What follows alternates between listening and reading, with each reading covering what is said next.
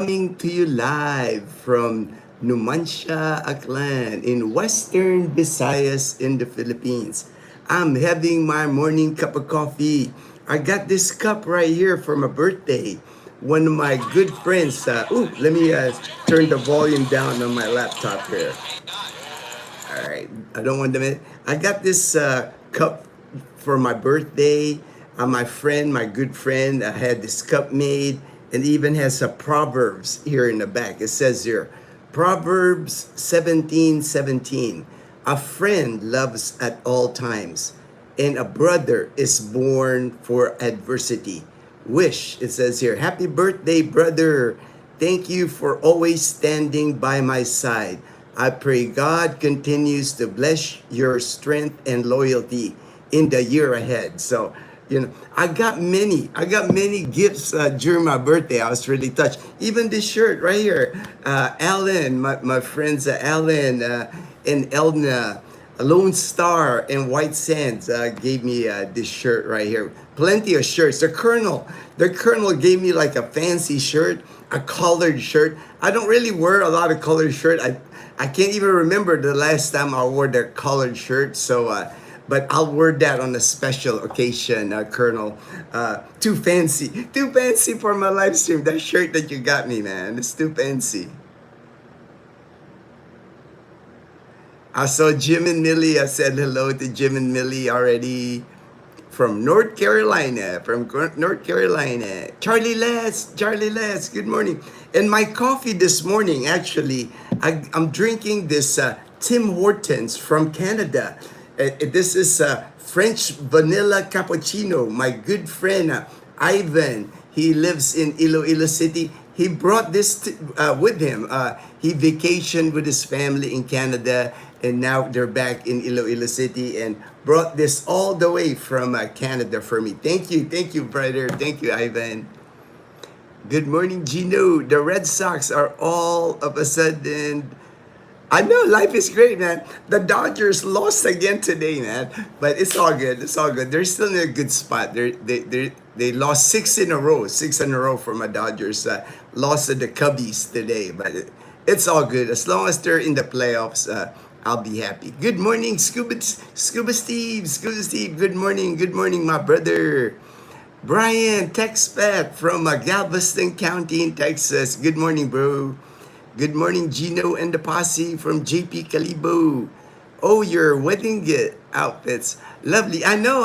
I even got somebody even had this from the wedding we attended, Rhea and Roy's wedding. As a gift, they framed the picture, our photo from the wedding. So now we got to hang it up here in our house. Kind of matches the theme here in our house. So I'm gonna find a space to hang that photo. So appreciate all the gifts. So thoughtful gifts. It's like really a lot of thought went to the gifts that I got. Really appreciate it from all my. Hey, the Colonel, there he is. The Colonel. Hey, Colonel. That shirt, I'm saving that shirt that you gave me for like a fancy event, man. I think it's too fancy for a live stream, Colonel. It's a nice collared shirt. It's like I'm sure it's a pricey shirt, man. I'll have to save that for like a formal event or something. Good morning, Gino, and all sports fans from the Colonel. Only black coffee. Only black coffee. All right, hey, man. It's all good. So popular. I know with the expats here. Black coffee. Yes, Tim Hortons is a huge thing up north. There's some in New England. I'm pretty sure. I've never had Tim Hortons till I got this. I never had. Really good. I like it. French vanilla cappuccino, and French vanilla is my favorite flavor. Good morning, my brother from Cebu. I saw that, Belis. I saw that post you did on Facebook where there's a big hole. There's a big hole in the ground outside your condominium. I was like, what? What happened there? No worries. Hey, man, everything gets busy. You don't got to tell me. We'll have to bring in our walkabout. Pretty sure within a month all right, salute there, Belus. I'll see you in a month, man. See you in a month, brother. Yeah, we all get busy, amen. I understand. No problem. Let's go Astros, says Brian. Good morning, Brother Gino, Jokanu. Good morning, Colonel Gino. Just wear, I know. I'll wear it like for a nice event for sure, Colonel, because I think it matches like if I'm wearing pants. You know, I don't think that shirt's gonna match if I'm wearing board shorts, man. I gotta wear it when I'm wearing like my khaki pants. You know, we always Dazzle and I will always get invited to like christening, wedding. You know, formal event like that. Definitely, I can wear that shirt. The Colonel, hello, Jim and Millie. All right, all right. Let me go through the weather. The weather here, as you can see, the sun is actually coming out this morning. There is a typhoon in the Philippines. Let me go over that. But here in Numancia, we're getting rain and sunshine, both. This morning, I told Leanna, bring your umbrella. So when I dropped off Leanna at school, she had her umbrella. Right now, it feels warm. It feels warm. It doesn't feel cool, even though it's rainy. It's muggy. It feels muggy here. It's like 89. Feels like 89 degrees Fahrenheit. Got that humidity is high this morning. On the Pag-asa website, tropical storm Maymay is the name of the tropical storm. Number 13th typhoon of the year. It's in the Ilocos Sur, northern Luzon area, bringing a lot of rain. I know I've seen videos online of flooding in those areas. Possible flash floods in Ilocos Norte, Ilocos Sur, Mountain Province, Abra, Kalinga, Payao. So be careful out there for sure. Be careful. Northern Luzon is getting lots of rain, even in La Union, Benguet, Quirino, Aurora. In Metro Manila, occasional rain. Rest of Central Luzon and Pangasinan, cloudy skies, scattered rain showers and thunderstorms. Here in our area, it will rain, but right now it's not raining. The sun is actually right there. You can kind of see the sun is trying to come out.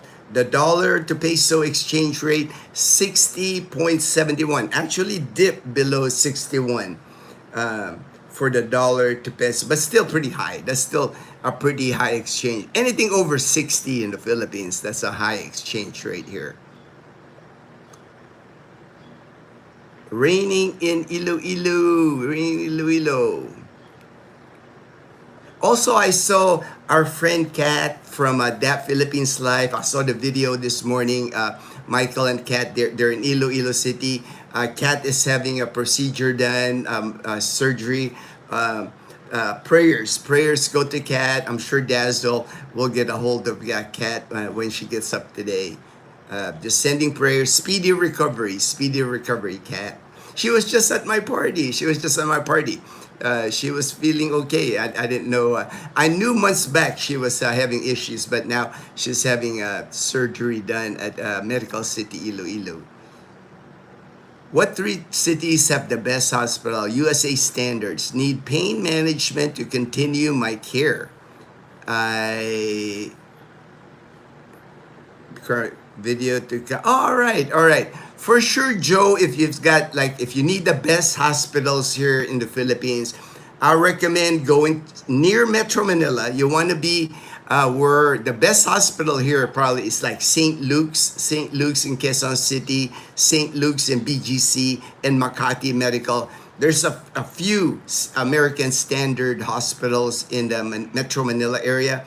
You can always live, Metro Manila is just congestion, very congested, but you can live right outside within an hour away from Metro Manila. Plenty of places like Laguna, Bulacan, that area. Contact me directly if I can help you more figure out what's the best location for you. My contact information on all our videos, my messenger, my WhatsApp, my email. Contact me directly. I can work with you one-on-one. You can even have a video call. That way I can explain the best place for you to come here to the Philippines. I've been here 15 years.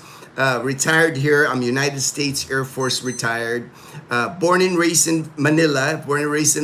12 years from my date of birth to 12 years old, and I moved to America. Lived in America 30 years. So I have a good perspective about life here in the Philippines and life in America. So I kind of have an idea what you're looking for.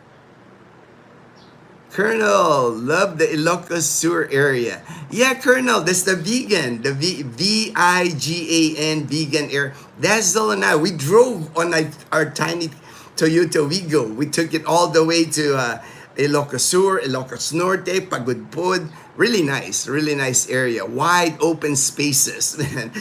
It's like probably the least populated area that I've driven here in the Philippines. Lots of farmland, lots of beach area, just a beautiful area of the Philippines. Maybe there will be a wedding you can wear the shirt to. It could be. Oh, all right. Yeah. I'm sure, I'll save the nice shirt, man. It's not going to be a problem, Like I said, I always get invited to christening, baptism, confirmation, and then weddings. I would love to have a place up in Luzon, but good Lord, I know, right? Northern Luzon, next to like Leyte, where Belus is from, Leyte, that Samar area, and the Northern Luzon, Bicol region, that area, a lot of typhoons hit those areas. I think I choose Leyte. That's enough. It's beautiful, Cebu. Yes. That's why here, a lot of people, Western Visayas, even Negros Island, Dumaguete area, Palawan area, those areas here in the Philippines, we do get hit by typhoon, but a lot less. Like here in our area, if we get hit by 2 a year, out of the 20 plus typhoons that come to the Philippines, we might get hit with 2. That's why it's important. I've talked this many times. Location in the Philippines. Don't just jump on a plane, come to the Philippines because you met a Filipina online. It's like, and you're moving to where your Filipina that you met is living. Don't do that. Do your research. I often tell people it's better if you plan on coming to the Philippines, select the area where it's a nice area, get situated, and then you will meet the Filipina here.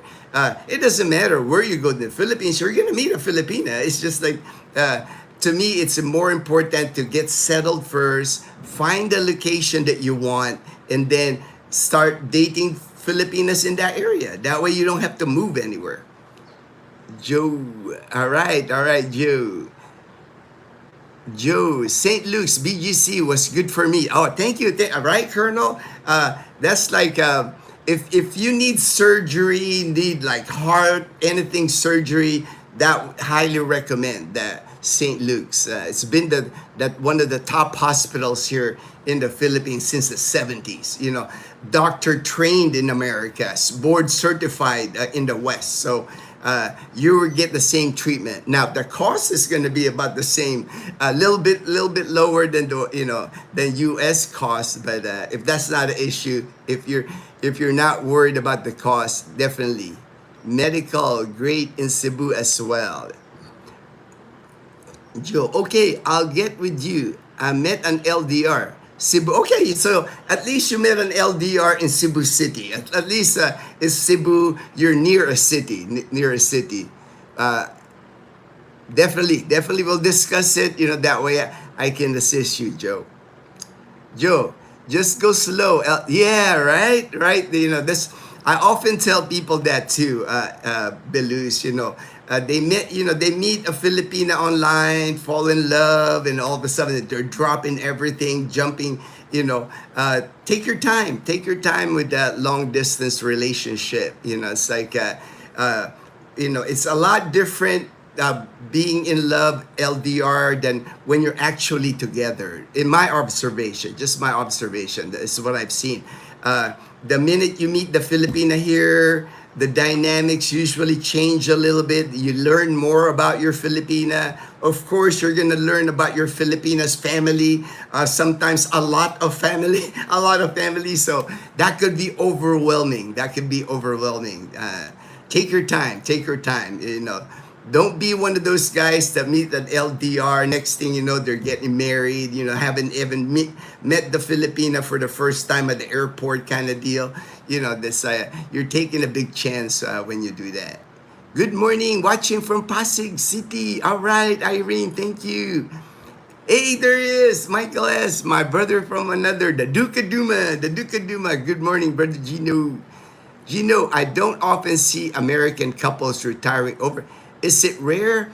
Um, it's not rare. It depends where you go. Like I know if you go, Jamil, if you go to Boracay Island, big expat community there were they're from both Canadians or both Americans retiring. Most of the time it's like the bubble type area, like in BGC. You're gonna see if you go to BGC and that you're gonna see American couples retire here.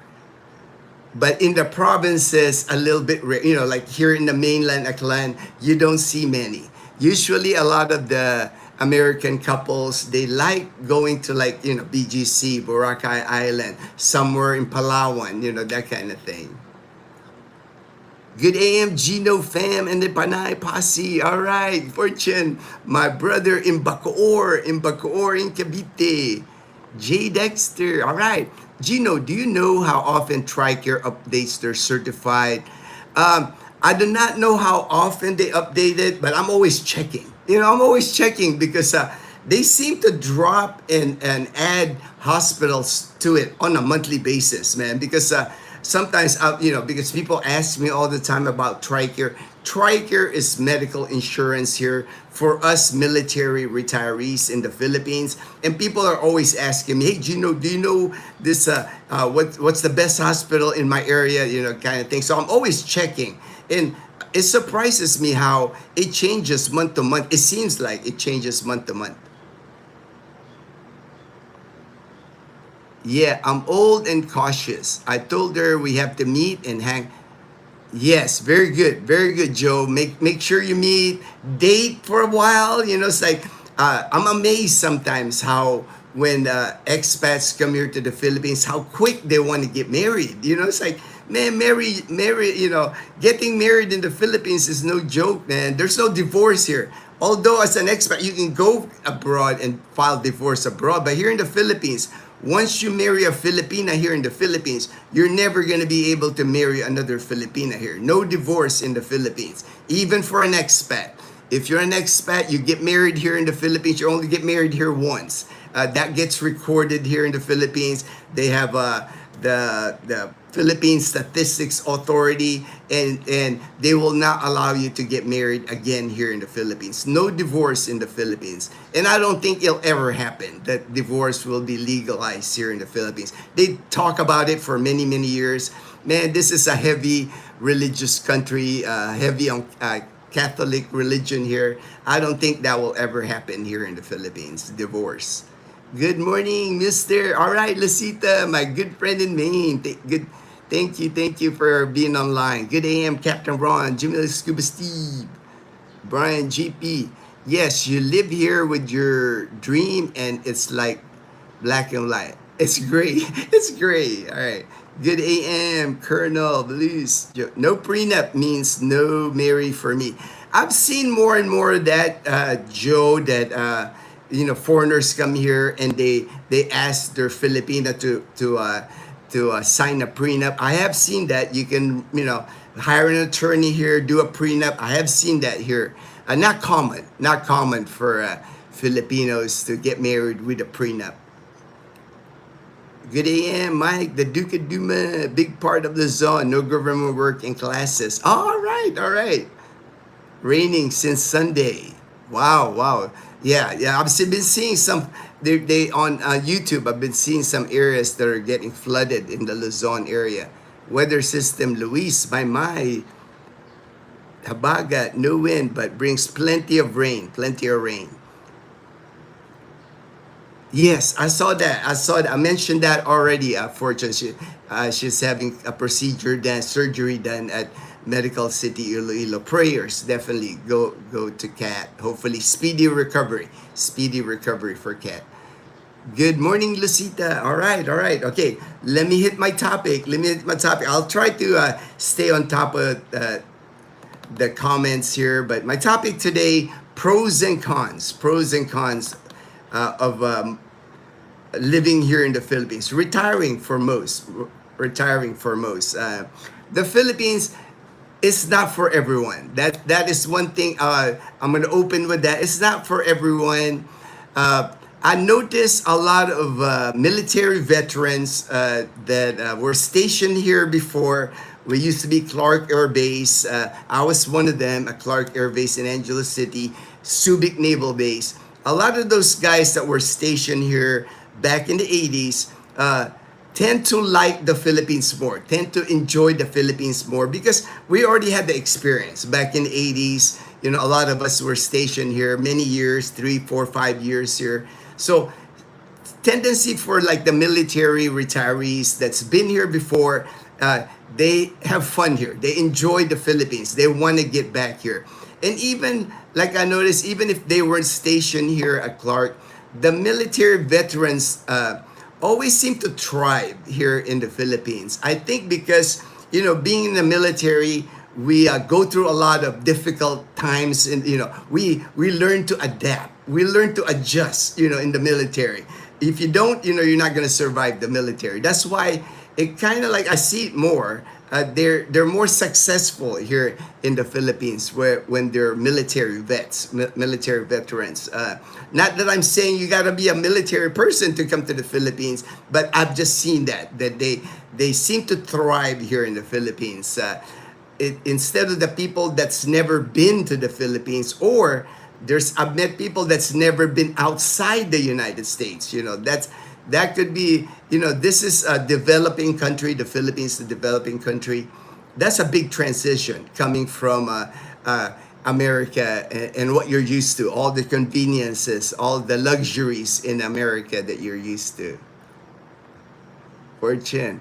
Hi, bro. You do a great job on your channel. I'm liking. All right, thank you, Rev Fred. Thank you for that. You know, Dazzle's still sleeping, of course, but she's got her new YouTube channel. Fun Size Pinay is her channel. Thank you for that, Rev Fred. Here, Peanut Butter Travels. All right, Peanut Butter Travels. For the pros, I'll start with the pros. I'll try to hit the pros really quick here. Of course, the cost of renting here, the cost of living. That seems to be the big piece where people realize the minute they move to the Philippines that, man, it just costs less here than I'll compare to living in America, because that's where I spent my last 30 years. Everything is just more inexpensive, you know, living wise. Like rent, you know, you can say rent, you can say, well, it's not the same kind of apartment that I have in Los Angeles, but you know, I know in BGC, even at BGC, like the 1-bedroom condominiums in BGC, the top end of housing here in the Philippines, you can get one for $1,000 in BGC. Here in Calibo, you know, so here in Calibo, La Casa Española, for $350, you're getting a nice apartment. I've filmed it on the videos. I think most people have seen it. Fully furnished, you know. There's just nothing like that in the United States. I know when I lived in Tucson, and even now my friends in Tucson, the same apartments or places that I've lived in Tucson, Arizona, over $1,000 easy now. So that's where you would save money here is low rent, low cost of living, especially here in the provinces. In Manila, maybe, you know, people will argue, it's just cost the same in Manila living in the United States. But in the provinces, for sure, many of us, you know, we see the savings living here in the provinces. Like for me, our monthly budget for 4 people living in this house, I have a $200 mortgage on this house, 2 bedroom, 1 bath, 4 people now. Our budget is $1,200 a month. No way I can live in America with 4 people, including rent or including a mortgage. 1,200 even in Tucson, Arizona. That's your mortgage. That's your mortgage. Not even counting property insurance, property taxes and all that. Never been a PA, but all my research, I love the PH, improvise, adapt, overcome. Yeah, and I'm going to talk about that. The dollar remains very. Oh, thank you so much. Somebody, Jimmy Millie, gave me a cute dog there singing. A cute dog singing. Thank you. The dollar remains strong. Like I said, it's still 60.71. With the life, I can just compare it. If you come here to the Philippines, let's say you're bringing in the average Social Security is 1,700. So let's say you're coming here to the Philippines from 1,700 to around $2,000 a month. You can live well here. I would compare it like if you were living in Los Angeles, the lifestyle you will live here in Calibo, Aklan province, on that amount of money, 1,700 to 2,000, it will at least run you $5,000 to $6,000 living in Los Angeles. So I know, guarantee, you're gonna love the cost of living here. How a lot more inexpensive than living in the United States. Dating women here, of course, that's kind of like a lot of the passport bros, that's like they come to the Philippines to date women. They want to meet Filipinas. Here in the Philippines, the whole age gap is accepted, so you don't even have to worry about that. If you're in your 50s, you're in your 60s, you're in your 70s, you can date women here, 20s, 30s, not an issue. Widely accepted. You can't. Most expats that I know, are in an age gap, including me. Dazzle's 31, I'm 60, and totally accepted here in the Philippines. Not an issue. Here in the provinces, one of the things you'll note, you'll find out, as long as you're not living in Metro Manila, Cebu City, your big cities here in the Philippines, here in the provinces, the women here are still more traditional. A lot of women that you'll meet here in the provinces, they haven't been exposed to like the high-end life in BGC, the big city life. It will sometimes surprise you of the things that I've met. You'll meet Filipina here. I've never been in an elevator. I've never been in an escalator. That kind of thing. But more traditional, because the parents of the Filipinas that live here in the province, it's the whole family. The father is the head of the family. The mom takes care of the kids. That's still, probably like the same in the U.S. back in the 50s. Back in the 50s, in the U.S. You still see the traditional women. Now, I'm not saying all the women here in the province are traditional. Of course, they watch TV, they're on social media, so, you still got to be careful. But I would say majority of the women in the provinces, they're still that traditional. And here in the Philippines, I've even said, with the passport bros, I always kind of group them, kind of like the passport bros that come here to the Philippines.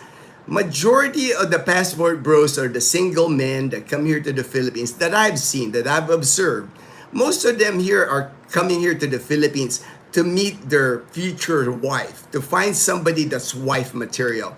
Of course, I've seen the ones that come here, that they call them sex pats. A lot of times they go to areas like the red, what is that called? Walking Street, Red Street, or something in Angeles City. They go in Metro Manila. We have red light district areas here. The big cities, I know in Manila they have the red light district there. A little bit in Cebu City, there's a red light district there. And of course, Angeles City. It's always been Angeles City here, that Walking Street. There's people that come here to the Philippines for that, but really a small number. I don't consider them, the people that's coming here as far as like the expat. Most expats that I've met here, most expats that I know, come here to find a partner, to find somebody that they want to spend the rest of their lives with. But again, it's like nothing wrong, with the sex pets. If they want, all they want to do here, come here, do a lot of drinking, chase women. It's like that's available anywhere you go, right, in the world. It's not like it's only available in the Philippines. Available in Thailand, heck, available in the U.S. You can go to Las Vegas and you can find like a red light district in Las Vegas. The one advantage here that many expats will say is the English language. English language widely spoken, especially if you're in the cities. Any cities in the Philippines, you're not going to have, you can go to Manila, Cebu City, Iloilo City, Dumaguete, no problem speaking English. Now, there will be some expats that will tell you, oh, not all Filipinos speak English well. Of course, the Filipinos living up in the mountains, in remote islands, of course they're not going to speak English because they are not exposed to it on a daily basis. If you go here in Aklan, if you start going to like the mountains of Libacao, chances are you're not going to meet, people speaking English really well. So, but for the most part, that's what a lot of expats, a lot of people that come here to the Philippines, they like that Filipinos have a good command of the English language. Of course, the natural beauty of the Philippines with over 7,000 islands, so many white sand beaches, so many areas that the undiscovered areas. You can still go to places where like you're going to be amazed, where you're in a bangka boat or something and you're going like, dang, this is like so pristine still. Many, and not expensive. Many resorts. Heck, I can vacation in Boracay Island, one of the top islands in the world. And I can spend $30 on a hotel room, 5 minutes walking to the beach with free breakfast, that kind of deal. It's like you just can't get a better value for your money with places here in the Philippines as far as like enjoying natural beauty and all that. Of course, the friendliness of the Filipino people, we're known to be very hospitable, very welcoming. It's the bayanihan spirit of the Filipinos. We just love to like embrace other cultures. Expats here in the Philippines are welcome. Hard to find another country more welcoming than the Philippines, where you can just come to the Philippines, you've never been here, Filipino will embrace you, welcome you to their home, invite you for dinner, invite you to a karaoke party, invite you to like be part of a family here really fast. Most expats that come here, my good friend Michael S. in Dumaguete City, he is just amazed how the locals in Dumaguete City welcomes him. He feels part of the community. You won't feel lonely in the Philippines. I often hear like there's an epidemic, a loneliness epidemic in America, where people end up sitting in their home, not talking to anybody, just or even if they try to go out, there's no social events where they can get with people. Here in the Philippines, you almost have to like not go out. It's like because people will be inviting you to baptism parties, birthday parties, weddings. There's always occasions here where people will invite you. Very welcoming to expats or the AFAM. They're very welcoming to the AFAM.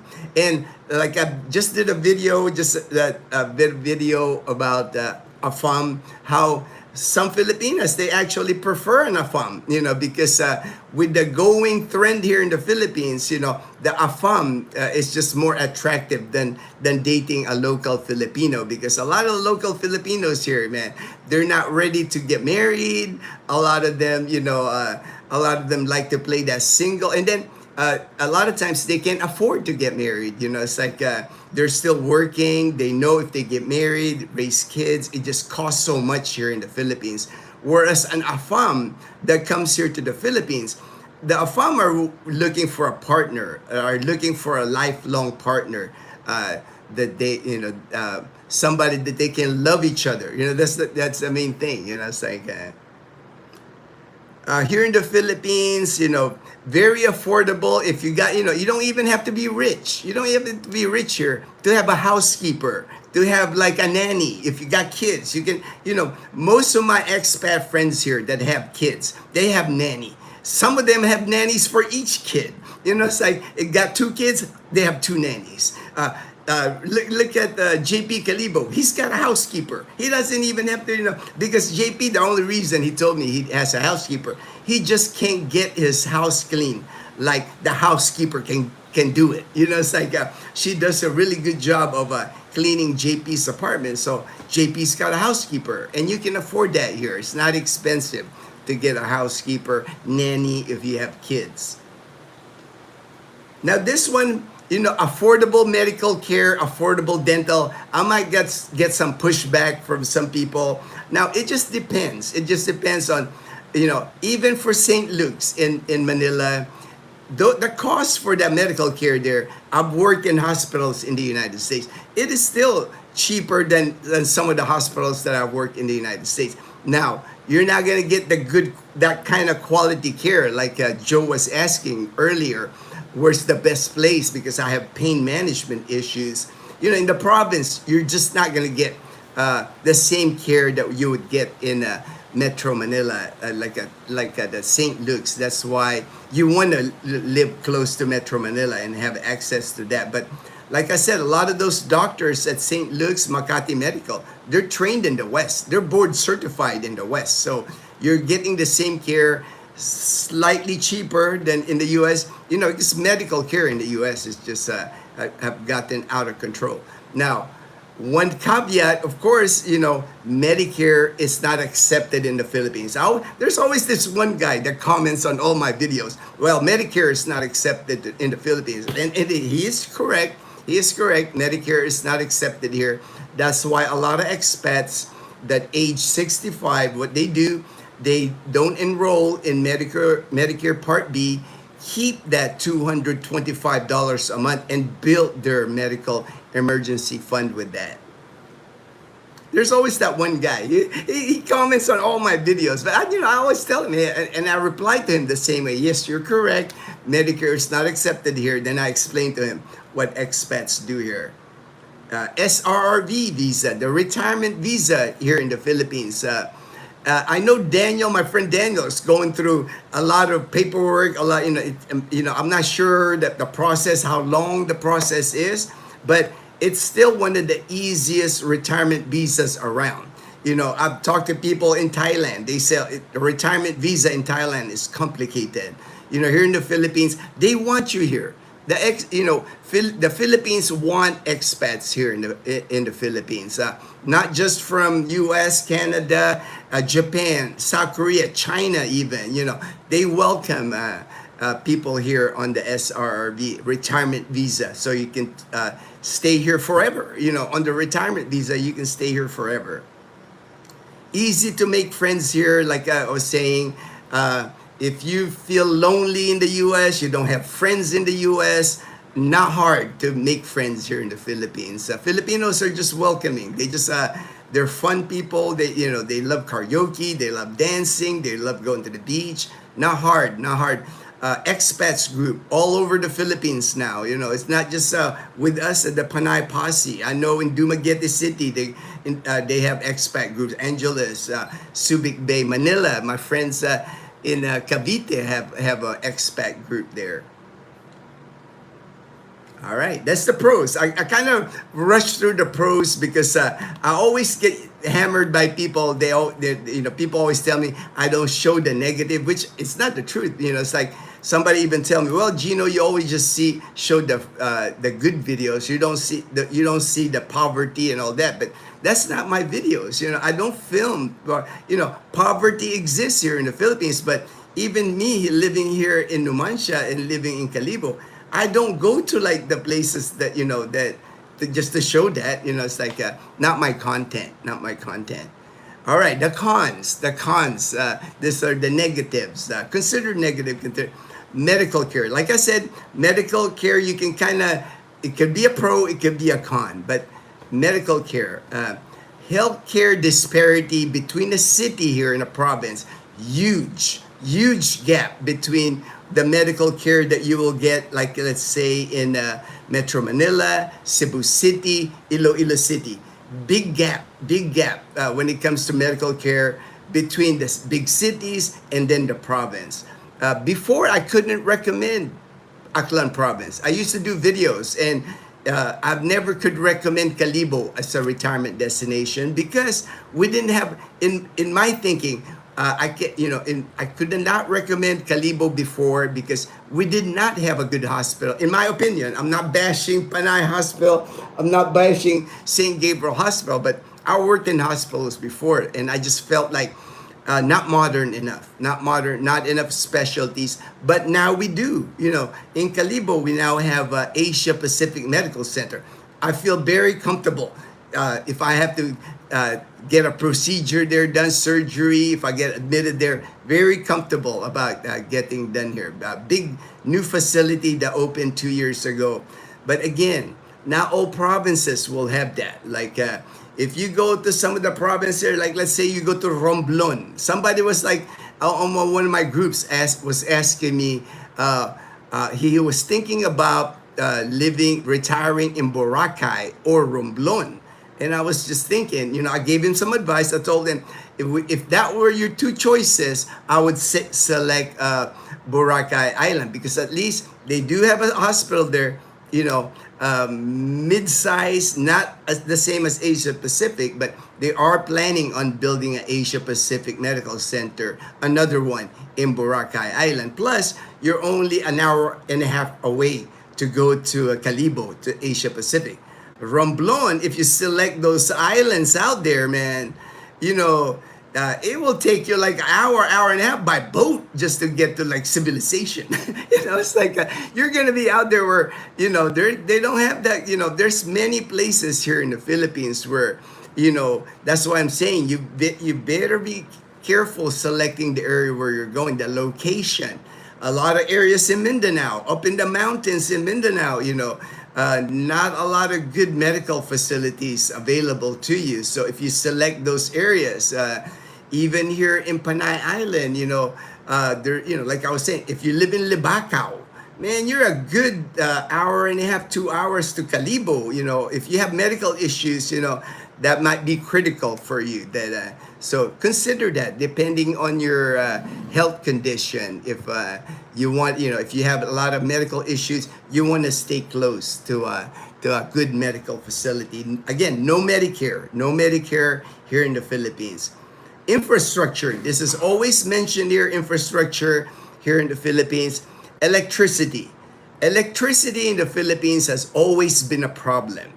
I was a little kid here back in the 70s, and we had power outages. I remember because every time there was a power outage in Metro Manila, it was time to play hide and seek. We used to play as little kids, because it gets so dark, Never, I don't think it's ever going to change. There will always be a problem here with electricity or power outages. It's just a way of life here in the Philippines. If that's a big issue, you probably won't like the Philippines if that's a big issue for you, if electricity or power outages. We just had one yesterday. It was like 4, I picked up Liana, we came home, and the minute we got home, this is at 4:30, and still pretty warm at 4:30. No power. We didn't get power.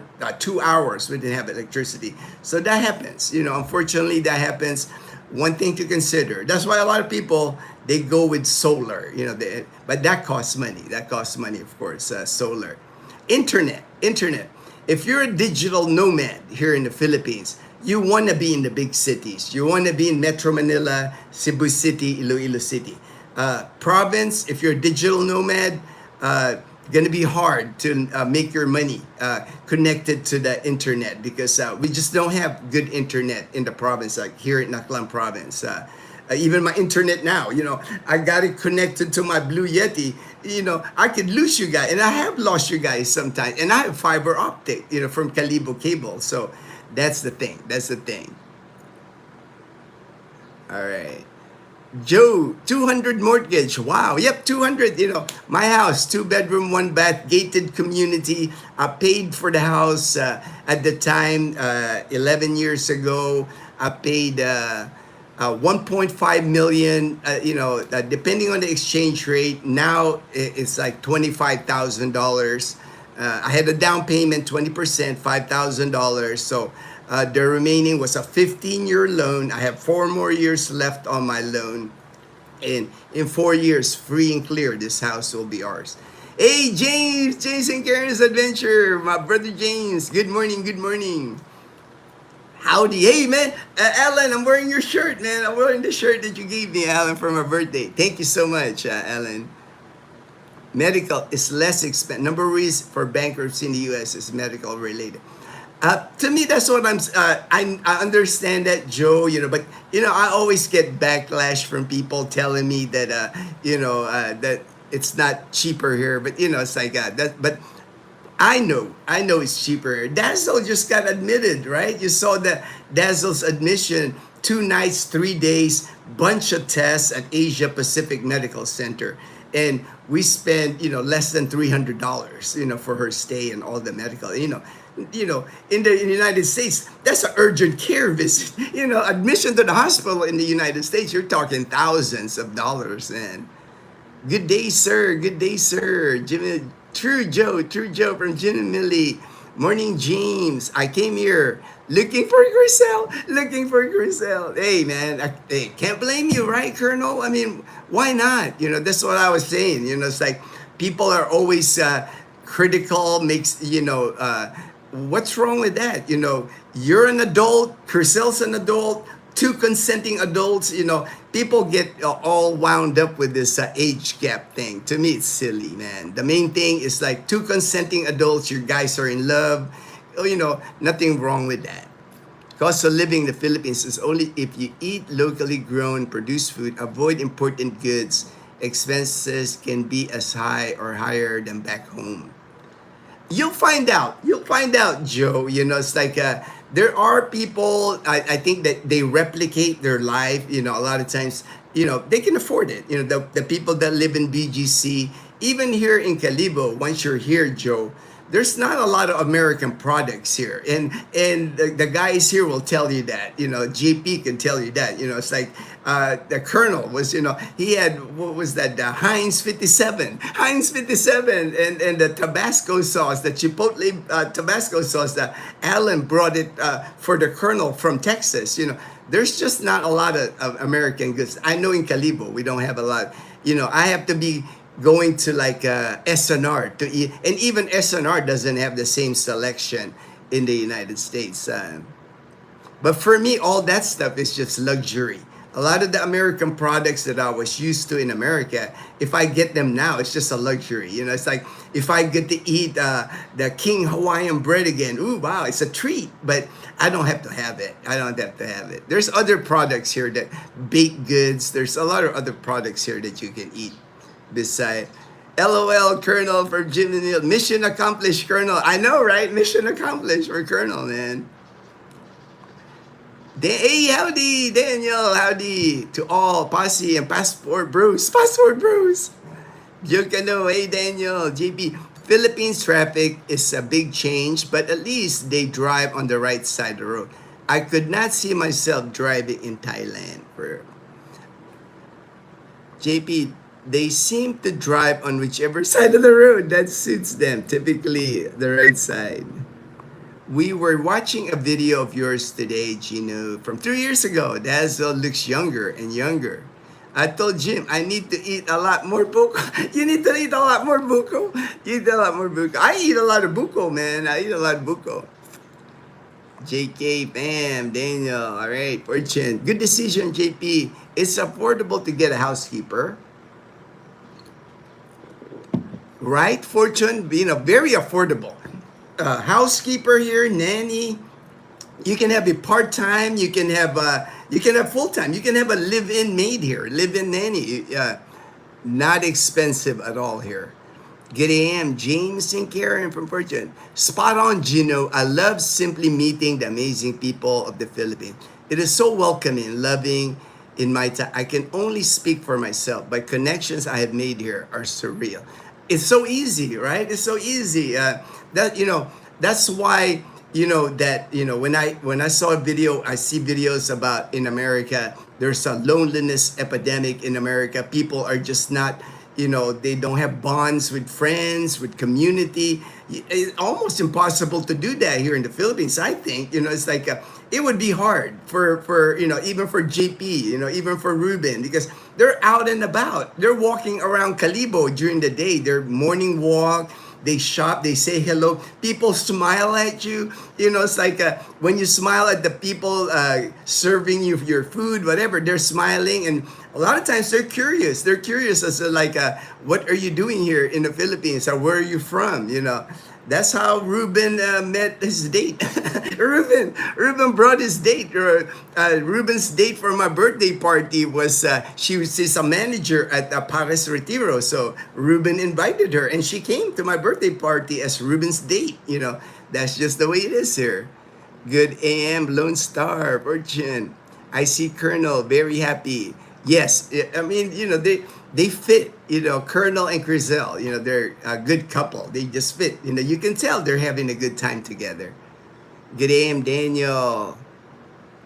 Agnes from, oh, wow, retire. All right, Agnes, congratulations, retiring soon. Fun times, fun times. Actually, I've been communicating a little bit. Ate G, right? Ate G channel. She's retiring here soon to the Philippines. Less than a year. We're kind of connected on her YouTube channel, my YouTube channel. I can see myself being friends with her when she comes here to the Philippines. Good people. I like good people in my life, man. It's like you can never have enough good people in your life. Good morning, Master Fortune. Can I get major medical? Yeah, Joe. The main medical insurance here, there's a guy, I've met him personally. He's always, I think he lives in Roa City. He's always at the Canadian Beaver, Michael Onstad. It's Pacific Cross. And depending on your pre-existing condition, depending on your age, you can get medical insurance for it. That's what most expats here get, if you got money. In medical insurance, it doesn't matter where you are in the world. It's not cheap. It's not cheap. But if you have money, it's not a problem. Yeah, he can definitely assist you with your medical insurance needs here in the Philippines. Like I said, most expats here, the ones that come here on a budget, the ones that come here on Social Security alone, around $2,000 or less than $2,000, a lot of them just don't sign up for Medicare Part B, save that $225 a month. Man, in a year's time, that's $3,000. That's a lot of money here in the Philippines. That can cover admission here. That can cover surgery here in the Philippines. I think the out-of-pocket with Medicare will be more than the cost of medical in the Philippines because, for everything. I think so too, JP. But, I don't want to make that general statement because people always like, you're wrong, Gino. You're wrong, But me, I know. I've seen it. I've seen it in action here. Like I said, I worked 27 years in the medical field in America. And medical care in America is not cheap. It's like you go to like a urgent care just to be seen, and you can wait there for hours. It's called urgent, but you might be sitting there for hours, and it could hit you $500 easy. You go to a medical appointment here in the Philippines, like Kat and Mike, they went to Medical City, Iloilo, 700 pesos for the visit, $12 to see a doctor. Now you got to still pay for your lab work, your ultrasound and all that, but the doctor visit, the payment to the doctor is like 600, 700 pesos. And you can't find a doctor that will charge you that in the US, man. A phone call to the doctor in the US probably costs more than that, man. Agnes, good morning, Castaway. All right, loneliness epidemic is overstated by Western women that we no longer want to date. Some of us hang out at home to avoid the negative people and woke mob. Peace and quiet. Amen. Amen there, Joe. To me, peace and quiet, peaceful life is priceless. That's what I value more than anything living here in Aklan province in Panay Island. I can go on my morning walks every day. Nothing but sound of birds that I hear. I get in touch with my, it's like with nature. Easy to get in touch with nature here. The PRA interview went great, but it's still another 2 months plus till it's processed and completed. Oh, wow, Daniel. Well, at least it's done. At least you got that accomplished, Daniel. You got the interview done. Driving in Thailand is easy. It took me about 30 days to get fully acclimated. Okay? Good morning, Agnes and Phil. Joe, hang in there, Daniel. They are trying to teach you the patience you need in the Philippines. All right, hello. Yes, I'm in the Philippines. I live in Numancia, Aklan in Western Visayas in the Philippines. Why English speaking? Because my audience I cater my niche. My audience are people wanting to retire to the Philippines. That's why I speak English. I don't think many people abroad speak Tagalog. I don't know, but that is my target audience. That's who I help. I help people come to the Philippines from Canada, England, US, Australia. I help them move here to the Philippines. There is never a yin without a yang, no pros without the cons. Just focus on the blessing, gratefulness. Yes, and to me, that's how I've always done well here in the Philippines. 15 years retired here now in the Philippines because I focus on the good. There's always going to be cons. There's always going to be bad wherever you live on earth. I don't think there's a place on earth where there's all pros. But for me, I focus on the pros. For me, it's been a blessing the 15 years that I lived here. I have a family here now. I have amazing friends. I'm just enjoying life. Thankful for the life that I found here. If I had stayed in America, I was 45 when I left America. Now I'm 60.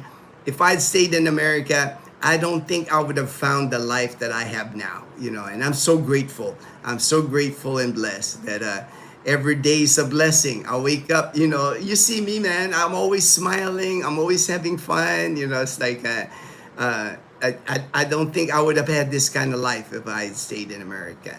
I would have still be working. I would have still be in a cubicle somewhere working if I was still in America right now. Hello, my brother Gino. Mumusta from Oregon. God bless my brother Lowell. Asia Pacific. There is a level 2 tertiary hospital according to Google. Great hospital. All I can say, Lowell, I have worked at several hospitals in America. Asia Pacific is up to par with some of the hospitals I worked in America. St. Mary's Hospital, I can compare Asia Pacific with it. Where are you from? Where I'm from, I was born and raised in Manila. I was 12 years old when I left Manila, moved to the United States. I joined the United States Air Force. I retired from the United States Air Force after serving 20 years active duty. And then when I turned 45, I moved back to the Philippines because I just wanted a better life. It's like I had a good life in America. I had a good job in America, a good paying job at St. Mary's Hospital. I had a pension from the military, but I was just looking for something else. It's like I did not want to work till I was like in my 60s in America. I just thought with my military pension, I knew I could live well here in the Philippines. So it was a choice for me of whether I want to continue working, building wealth in America. Nothing wrong with that. It's like, but for me, I've found a good life here the last 15 years and I feel so blessed. If I die tomorrow, it's been a good life. I don't think I could say that if I had stayed in America working right now. I would have been still in the grind, in the matrix. They call it the matrix. And Lowell, all right, Jokaloo, Lowell, Raymond, God bless you, my brother. All right, thank you, Raymond. Take care and God bless, Raymond. Good morning, Fortune. You'll pay 300, 400 for just a single aspirin. And also, Derek. Hey, Derek. Aloha, Southern Leyte, the Cubs. Bro, I know, man, we got swept. Hey, it's all good. It's all good. Hopefully, we'll see each other in the playoffs. Hopefully, we do better in the playoffs. Good AM, Derek. Still a long way to go. Yes, good doctors in the Philippines. Just no insurance. Just no insurance. There are, you can get insurance. Oh, wow, it's getting sunny now, man. The sun is getting bright now. It's gonna warm them up more. I'm glad I have a fan here, but insurance. There's Pacific Cross. Like I said, a lot of expats get Pacific, and there's also other insurance that you can buy here in the Philippines. But I've heard a lot of good things with Pacific Cross. I know my friend Robbie is happy with Pacific Cross. That's the insurance he has here. Like and subscribe. Let's help that TV man. All right, thank you, Fortune. Good move by Ruben. Paris Retiro is his favorite. I like Paris stew, beef stew, and fried rice. Yes, I like Lone Star video on Birkenstock type cloth. I saw that. Leather. That leather they make custom made. Custom. You can come here. They'll measure your foot, and then you can make custom made leather clogs. And Edsel Ruiz. Good morning, Gino Dessel. How true that you need to buy a share of stock member Asia Pacific in order to avail better?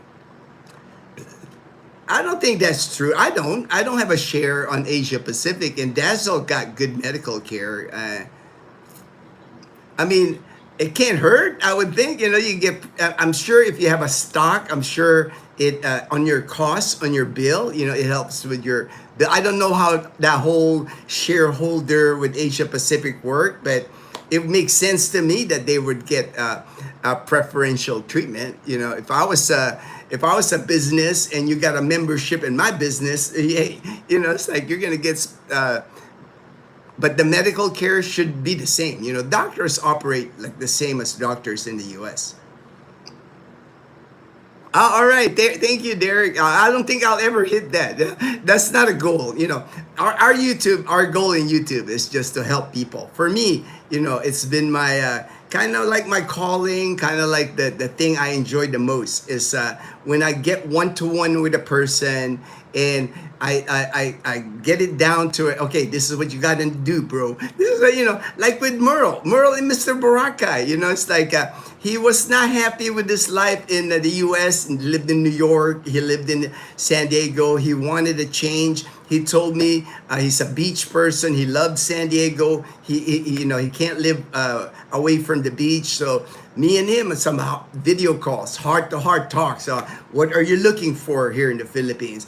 And his goal was he wanted to be in Boracay Island for $1,000 a month. That was going to be Merle's budget because he's not on Social Security yet. He's only 55. He's got 7 years. So he's going to bridge that gap, that 7 years with his investments, money that he saved. So he told me, man, if I can do it with $1,000 a month, I would live there. He's doing it at 800. Merle just attended my birthday party. He's been living in Boracay the last 3 months on $800 a month, living in Boracay Island. Come on, man, I just visited Arizona, your old town. All right. Took my parent-in-law, visited Manila to the Grand Canyon's awesome. I got friends that still live near the Flagstaff. Joel and Eileen, they live near Park. Hey, thank you so much. Somebody give me a gift. Lee gave me a gift. Thank you so much. Sedona, it was do you miss? I don't miss Arizona. It was a good part of my life. I lived in Arizona for 7 years. Before I moved there, I lived in Tucson, Arizona. But it's how can I miss the desert compared to all the greenery here? And I live 10 minutes to the beach. So to me, I'm more of a beach person. That was one of the things when I lived in Arizona. I miss the beach. It's like I had to go to the closest beach was in Mexico. I had to drive my car from Tucson, Arizona to Puerto Penasco and cross the border just to see the beach. In Arizona. So I said, no, I got to get back to my country and be around the ocean. But I love my time in Arizona. It's like I still have many friends in Tucson, Arizona, my co-workers at St. Mary's Hospital. And I was big into cycling. I did El Tour de Tucson, 100-mile bike race in Tucson. Did that 2 years in a row. I had a great time. I had, nothing but good memories of Arizona. Louis, good morning, Gino. You mentioned you have a $200 mortgage. Is it hard to get a home loan?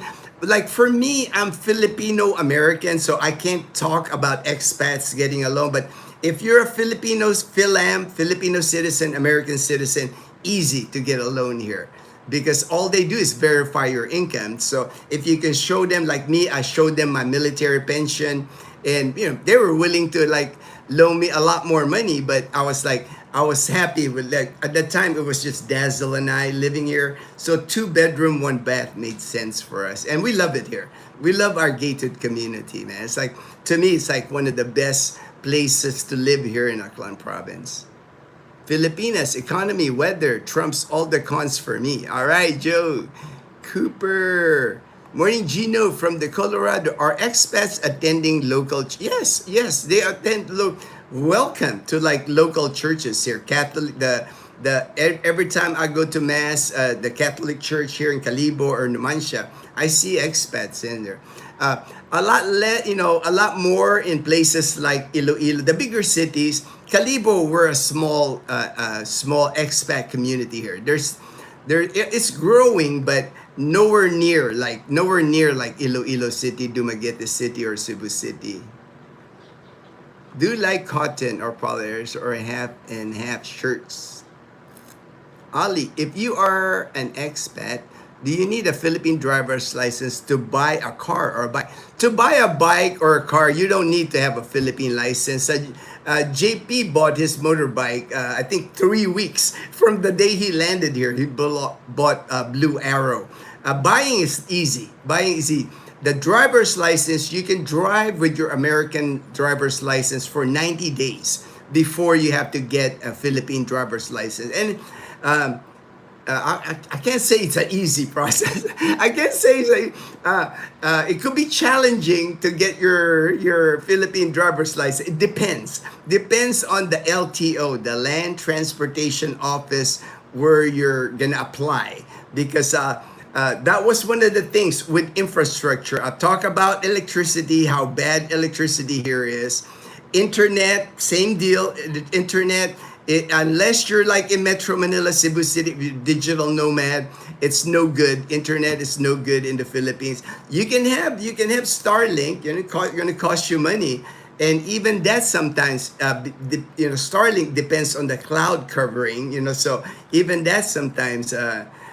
That's the thing. That even cell phone signal on my cell phone, I cannot do a live stream walking like Michael S. He can do a live stream Dumaguete on my phone. I cannot do it in Calibo because I could be walking like this, and I can see you guys, and I can make a right turn on the street, and all of a sudden it's gonna start looping, and I lose you because the infrastructure. That's what's missing here in the provinces. Now in the cities, Metro Manila, not a problem at all.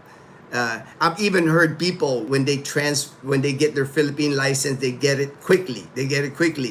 But here in Calibo, unfortunately, because a lot of times when you go to the Land Transportation Office here in Calibo, their computer system, I would say 50%, 50 offline. Offline. So when it's offline, their computer system's down, so they can't do anything. They'll have to. Our system's offline, sir. You'll have to go back. You'll have to come back another day. It is what it is. Like I said, some of the things that you'll have to adjust and adapt here. The bureaucracy here in the Philippines. That I don't think will ever change. The reason for a lot of this is just my opinion. A lot of the bureaucracy with government agencies here, the paperwork, just that alone, right? In the U.S., everything you can pretty much take care online. Here in the Philippines, it's still paper. It's when you go to you get your tourist visa extension. You go to the Bureau of Immigration to get extended. You're gonna get handed, so you're gonna fill out form, sign form, sometimes carbon copy. You know, it's like I've not seen carbon paper. Typewriters even they use here. Just so many paper, that, okay, you got to hang on to all this paperwork till your next visa extension, right? You know, it's just not automated. You know, the infrastructure as far as automation here, way behind on the digital. Any websites here, anything digital here, they'll promote it initially like, ooh, it's the greatest thing, you know. Ooh, you can now go to Boracay, fill out sign up digital. It'll work for like 6 months, and then next thing you know, it don't work anymore. You know, I'm sure everybody, you know, I'm sure the e-government, you know, a lot of times offline, not working, or you fill out, you know, there's an online extension on the tourist visa. People fill it out, go to the long process and hit send, and it go error. You know, it's like, that's why people just go to the office and renew at the office. A lot easier than trying to accomplish anything here online. Water pressure. I was going to mention this. A lot of times, if it's an apartment complex, or sometimes even condominiums, your water pressure is not going to be good. You're not going to get good water pressure. Most homes here, if you have a second floor, like my house, I have a second floor. I don't have a bathroom upstairs because if I built a bathroom upstairs, the water pressure, I'm going to have to get a pump. I got to get a water tank or something to get water up to the second floor. That's just the way it is there. You know, adapt. You know, you got to improvise. Here. Traffic in Metro Manila. On the cons, probably some of the worst traffic I've seen in the world. I've traveled the world, Tokyo. I lived in Japan. I lived in Korea. Traveled many countries, Singapore, Malaysia, Indonesia. Man, traffic in Metro Manila is something else. Sometimes traveling 5 miles in Manila can take you an hour, 2 hours even. Sometimes you're in traffic in Manila and you're not moving. You're like, what's going on? What's going on? That is just the way it is. If anything, it's going to get worse. It's not going to improve because more and more vehicles, more and more companies, more and more people are moving into Metro Manila. I talk about the bureaucracy, the digital inefficiency here, paper, everything. If you're taking care of something at the Bureau of Internal Revenue, if you're buying land, oh man, if your Filipina is buying land, that's going to be a headache. That's going to be, you need to hire somebody to help you to that process. Although they say there's not supposed to be any fixers anymore here, but it's just the bureaucracy here. I think a lot of the bureaucracy, the reason for it employs people. If you have an efficient digital process online, that's going to eliminate a lot of jobs, government jobs here. You go to the land transportation office here to get a license, renew your registration. There's about half a dozen windows. Window 1, you get your picture taken. Window 2, you get your fingerprint. Window 3 is the cashier. Window 4 is registration. Window 5, there's just a window after window. If you digitalize it and make it all, renew it online, you're going to eliminate a lot of jobs. I think that's the reason. That's why I like watching your channel. Your life outlook is just so, thank you, Louis. Appreciate that. Keep it up because your life is thank you so much. Thank you so much for the kind words. 90 days, yes, you can drive 90 days, Derek. Correct, Derek. After 90 days, you have to get your Philippine license. And the way to prove you're within 90 days, you just make a copy of your stamp arrival in the Philippines and your passport page. That way, fold it, put it in your wallet with your U.S. license, and you're good to go. Are you from the Yes, I am from the Philippines. I was born and raised in Manila. Tondo, Manila is where I was born. Jim and Millie, yep, that's why we decided to move. The Philippines will offer us the difference of existing and truly living. Yes, And Jim and Millie, that's who the people I like to help. You're exactly the people that I like to help. People reach out to me all the time. They tell me all the time, man, with the social security that they're getting, there's just no way they can afford America anymore. And it's not just affording. You still want to enjoy, right? The people that come here on social security alone, $2,000 or less, man, they're able to vacation in Boracay. They're able to go out with friends. They're even, they go to bars. They sing karaoke. They meet friends here. It's a different life, even at that advanced age. In your 60s or 70s. I have a friend now. He's 81. He's 81. Patrick from North Carolina. He's in Calibo, man. Hello, Gino. How does is it easy to file your claim if you get... Very easy, very easy. The insurance here for auto is a lot more inexpensive than... I'll give you an example. My car, bought it brand new, 2019 Toyota Wigo. My insurance initially was 14,000 pesos, full coverage, 14,000 pesos, about $225 a year. A year on full coverage. And every year, that was when I bought it in November 2018. Now my full coverage on the car is 7,000 pesos. 100, not even $120 a year on full coverage, man. And like for me, I bought my insurance. Initially, I was with Standard Insurance. Now I with Stronghold. I bought it at the dealership, Toyota Aklan dealership, where I bought the car. When my the hood of my car got damaged, a big piece of debris during one of the typhoons fell on it, put a hole on my hood.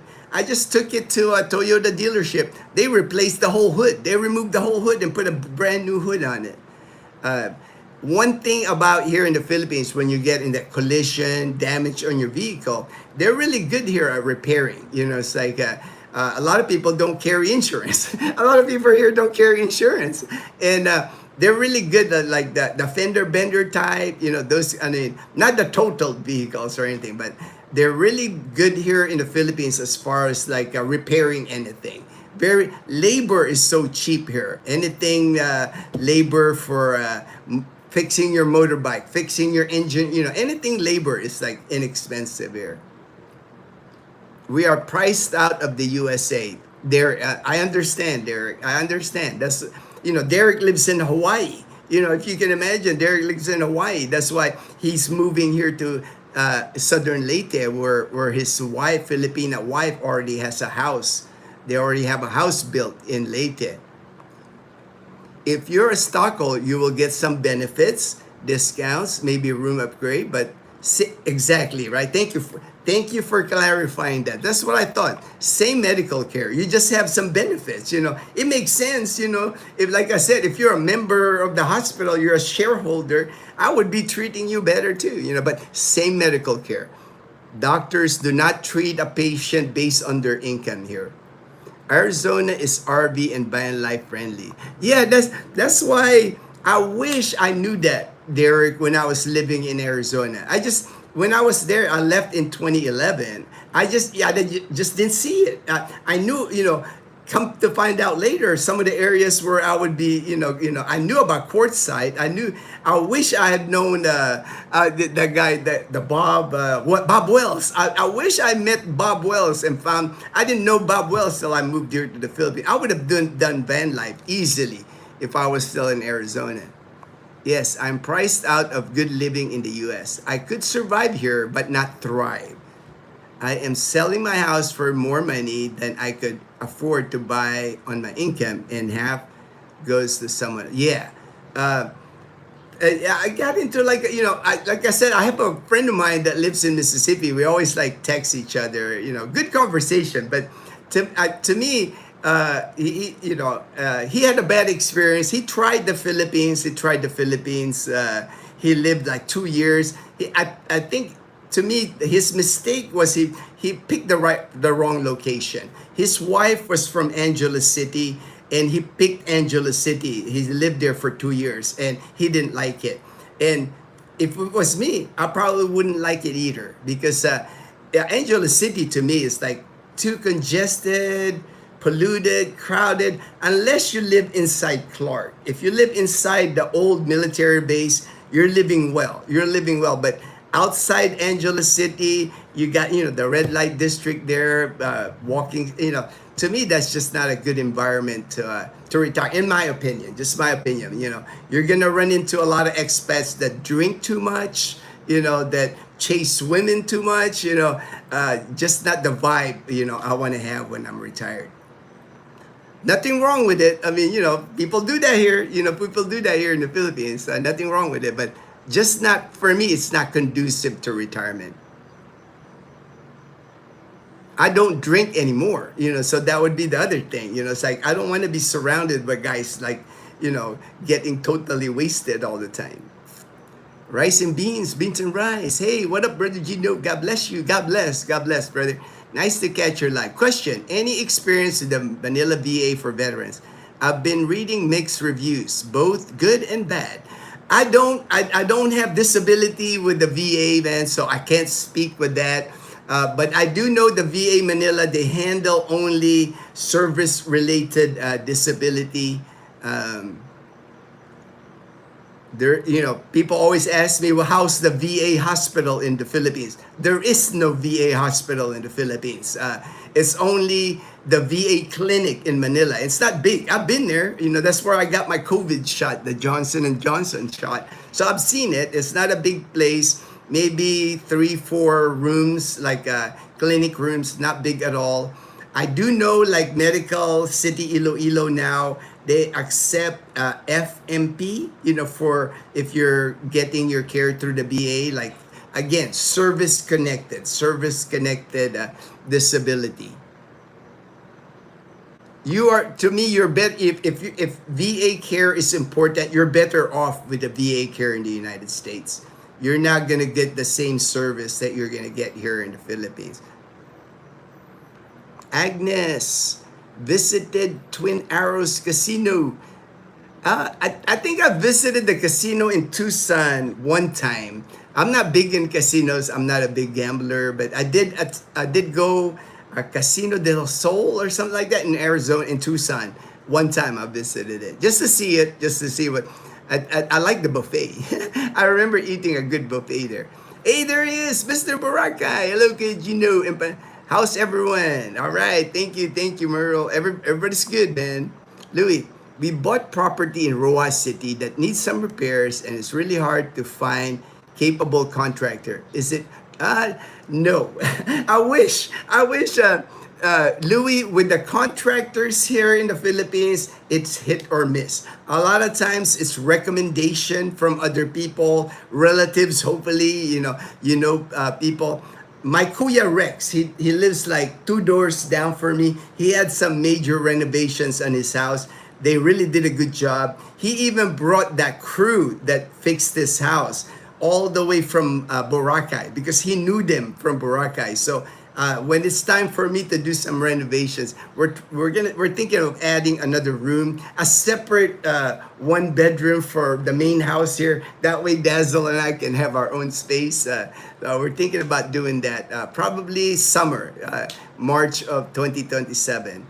Nothing big, and we don't have much space, but we do have space to add like a 1 bedroom. It'll be kind of like Dazzle and I's space, and then we were thinking of making it into like a studio. Maybe do one of those beds where you lifted up the bed, that way it hide the bed during the day, and make it into kind of like our YouTube studio, since Dazzle is doing YouTube now too. So that's upcoming plan. But for us, it's the same thing you're gonna go through in Roa City. It's just hard to find contractors here. The builder or the crew even, right? The crew even, because it is what it is. It is what it is. It's like, Jokano, hey Merle, Derek, if you can't adapt in Philippines, don't come. Yeah, that's funny. That's funny, Derek. To me, I've actually done a video one time about the Philippines. Really, it's like if you're in the US, I've even said it many times, if you can afford retirement, afford a life in the US, to me, it's still the better place. You know, if you can, because of all the conveniences that you have in the US, if you can afford it. Unfortunately, many are finding out they can't afford America anymore. It's gotten too expensive. Um, that's why the Philippines is not the only place people are moving to Mexico, Panama, Colombia, Thailand, Philippines, you know, Portugal. People are moving away from America just because it's becoming too expensive to live, especially in retirement. Especially, you know, for me, you know, when I talk to my friends now that are retired here in the Philippines, you know, JP, Ruben, Mel, all the guys that I helped move here to Calibo, they just find it more peaceful here. You know, they find the people here friendlier and they find a peaceful life here. And to me, you know, as we age, you know, now I'm a senior citizen. I'm officially a senior citizen, 60 here in the Philippines. You just want a peaceful life, you know. My days, you know, like after, you know, I did my morning walk already. Now it's sunny now, you know, it's like after the live stream, when Dazzle wakes up, we'll come up with the plan for lunch, you know.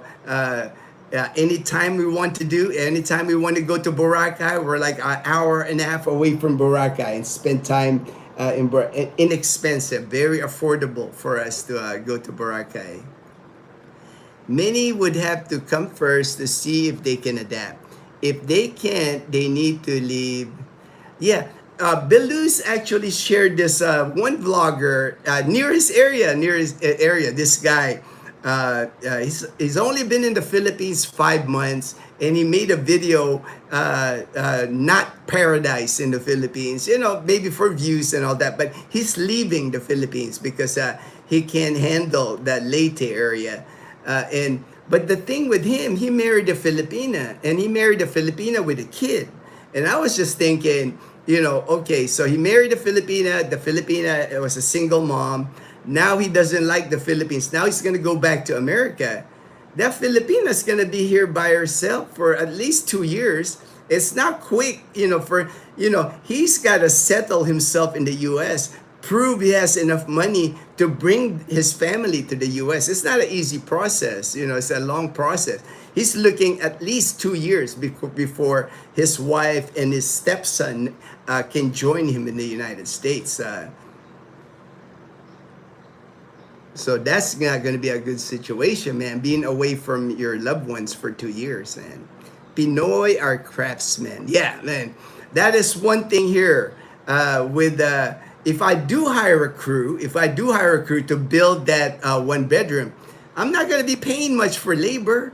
You know, it's like here in Aklan province, I have to ask James, because he's having something done in this compound in Balete. I got to ask him how much it paid, but it can't be more than 500 pesos a day, $9 a day per person.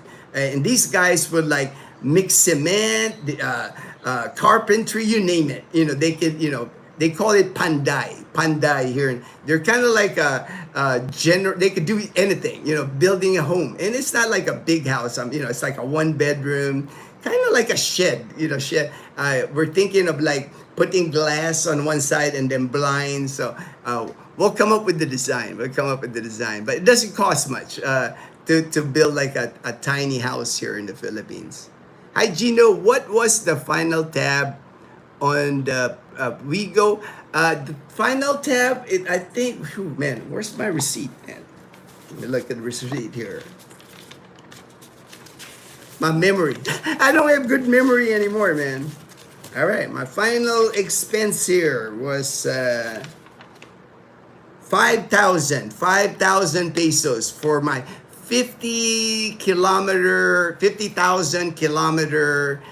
check, you know, so under $100 for all the right here, 50,000 kilometer checkup, gasket, element assembly, oil filter, gas injector cleaner, ethanol fuel system dryer, brake cleaner. So they did like, it's not just a typical oil change because it's 50 50,000 kilometer. They even gave me like a silver membership card. I'm now a silver member and a free umbrella and a car wash, man. What kind of car insurance is good? I know of two. Oh, if you're talking about car insurance, I've only had two car insurance here: Standard Insurance and Stronghold. I was with Standard Insurance for like I just recently switched over to Stronghold because it was cheaper. But both of them are offered at the dealership. So I just got my insurance at the Toyota Aklan dealership. I made it to the live. All right, Vaughn. Is there another gated housing community in Numancia or in Numancia? There's one right next door to us, actually, Legazpi, but it's not as developed as ours. I don't know what's going. I think they're having legal issues with the owner of the gated community. In Calibo, there's actually several. There's some higher end ones over there by Nubuswang. Nubuswang. I mean, these are massive homes. You know, I think the mayor lives there. You know, massive homes. But there's one where Ruben lives. Park Homes is where Ruben lives. He's renting. My professor from college has a big house, and he built like 3 apartments on the bottom of his house, and Ruben's renting it. That you could review or vlog. The communities, there's really not much to vlog. You know, like they're basically like when you come into our subdivision. Like I said, Park Homes. I can walk there, but there's not. It's just homes like our community here. The big houses, I don't know if I'm even allowed. I don't know if I'm even allowed, man. I would have to ask permission. Good AM, Southern Cal, Benny. Good AM, Vaughn. Long live Panay Pasi. All right, Vaughn told me Prof. Cielo. All right, Murphy Bed. Yeah, that's it. That's it. I was trying to come up with the name Murphy Bed. I want to design like a Murphy bed. That way, when it's we're done for sleeping, we'll put it up and it'll become kind of like the vlogger studio. The vlogger studio. That's great, man. But all right, UP. How do I find? She's not here. Usually I pin it, but Dazzle's channel is Fun, Fun, Size, Size, Pinay, Pinay. Fun Size Pinay is her channel. I'll try to advertise it more. The danger with retiring in the U.S. All of a sudden figure out we're in South Texas, then it's late to make the move. I saw that he's leaving her and the kid behind. Sad. I know, right, Jim? You know, I was like, man, you know, it's like, because he can't hack it in Leyte, he's leaving his wife and kid. I was like, man, that, you know, I think for him, just he picked the wrong area. You know, like I'm saying, the location is key. You know, all the things he was complaining about that he's seeing in this community in Leyte, he wouldn't have that if he went to Iloilo City, if he went to Cebu. You know, there's many. You know, I don't think you can judge the Philippines with one place. You know, especially if it's the place that you didn't even choose. A lot of times, you know, expats come here, they go to the place where their Filipina lives. And, you know, think it through.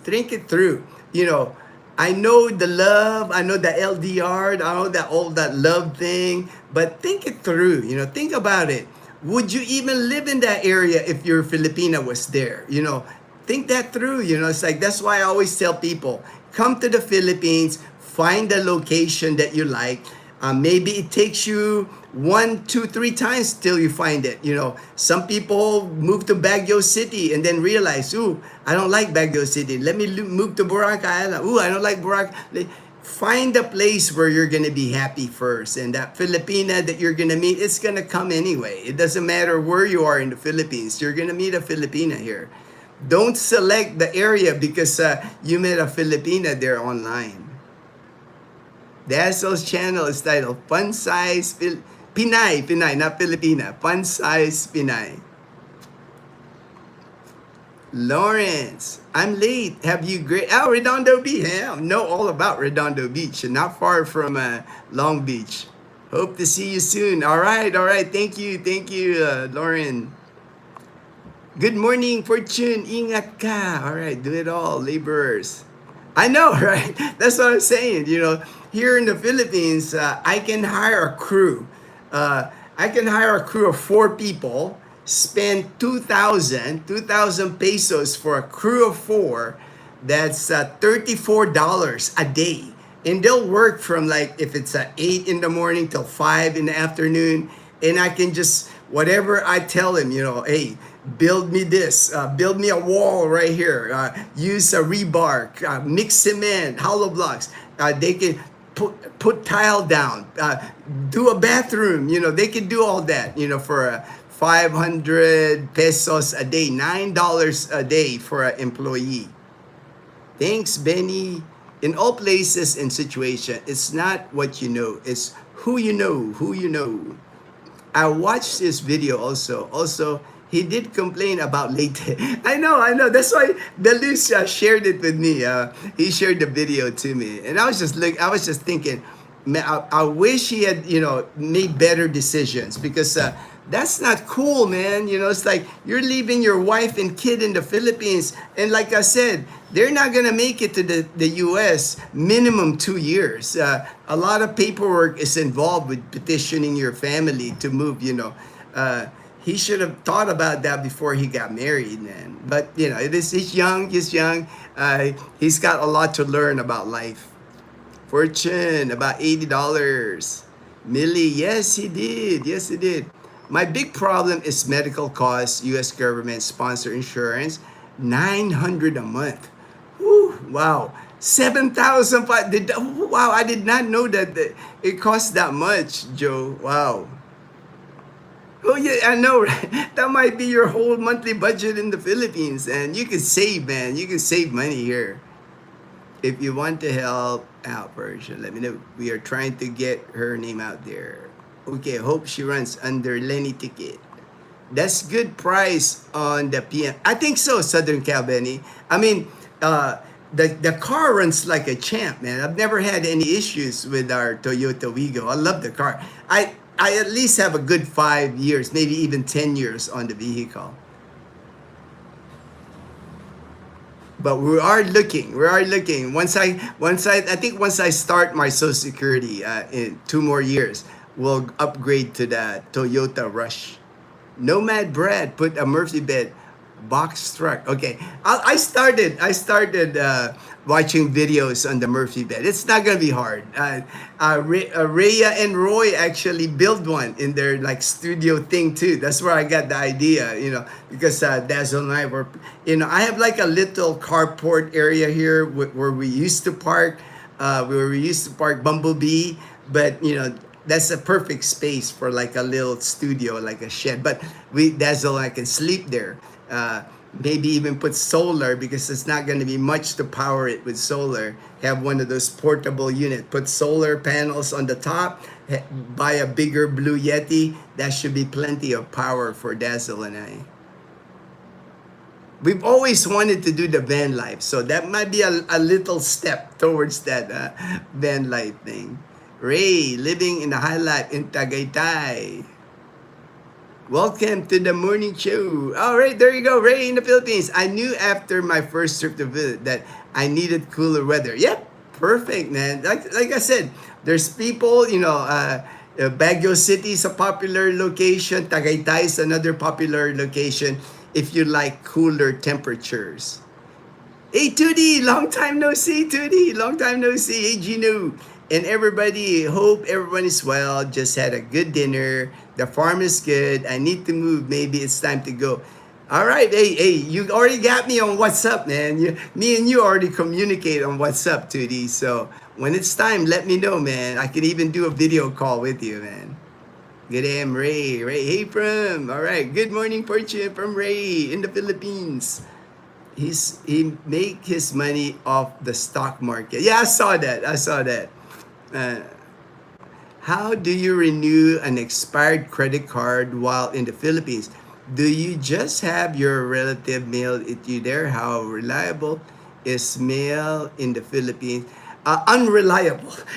The Philippine mailing system, very unreliable. You would have to use, like in the US, use UPS or FedEx. And when it gets here to the Philippines, they would have to use DHL.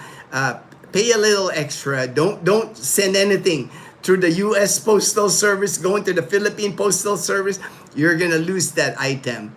I know JP just did that. Got credit card, debit card. It can be done.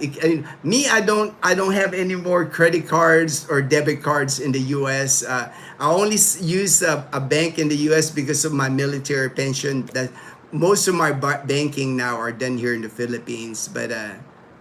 Not hard, not hard. I know many people here renew their debit cards, renew their credit cards. They call their bank in the US and then they send it here using FedEx or UPS, but not through the Philippine mailing system. There's nowhere in the world, yes, right, Ray, right? No perfect place to live. Have to make a priority what's important where they want to live. So true there, Ray.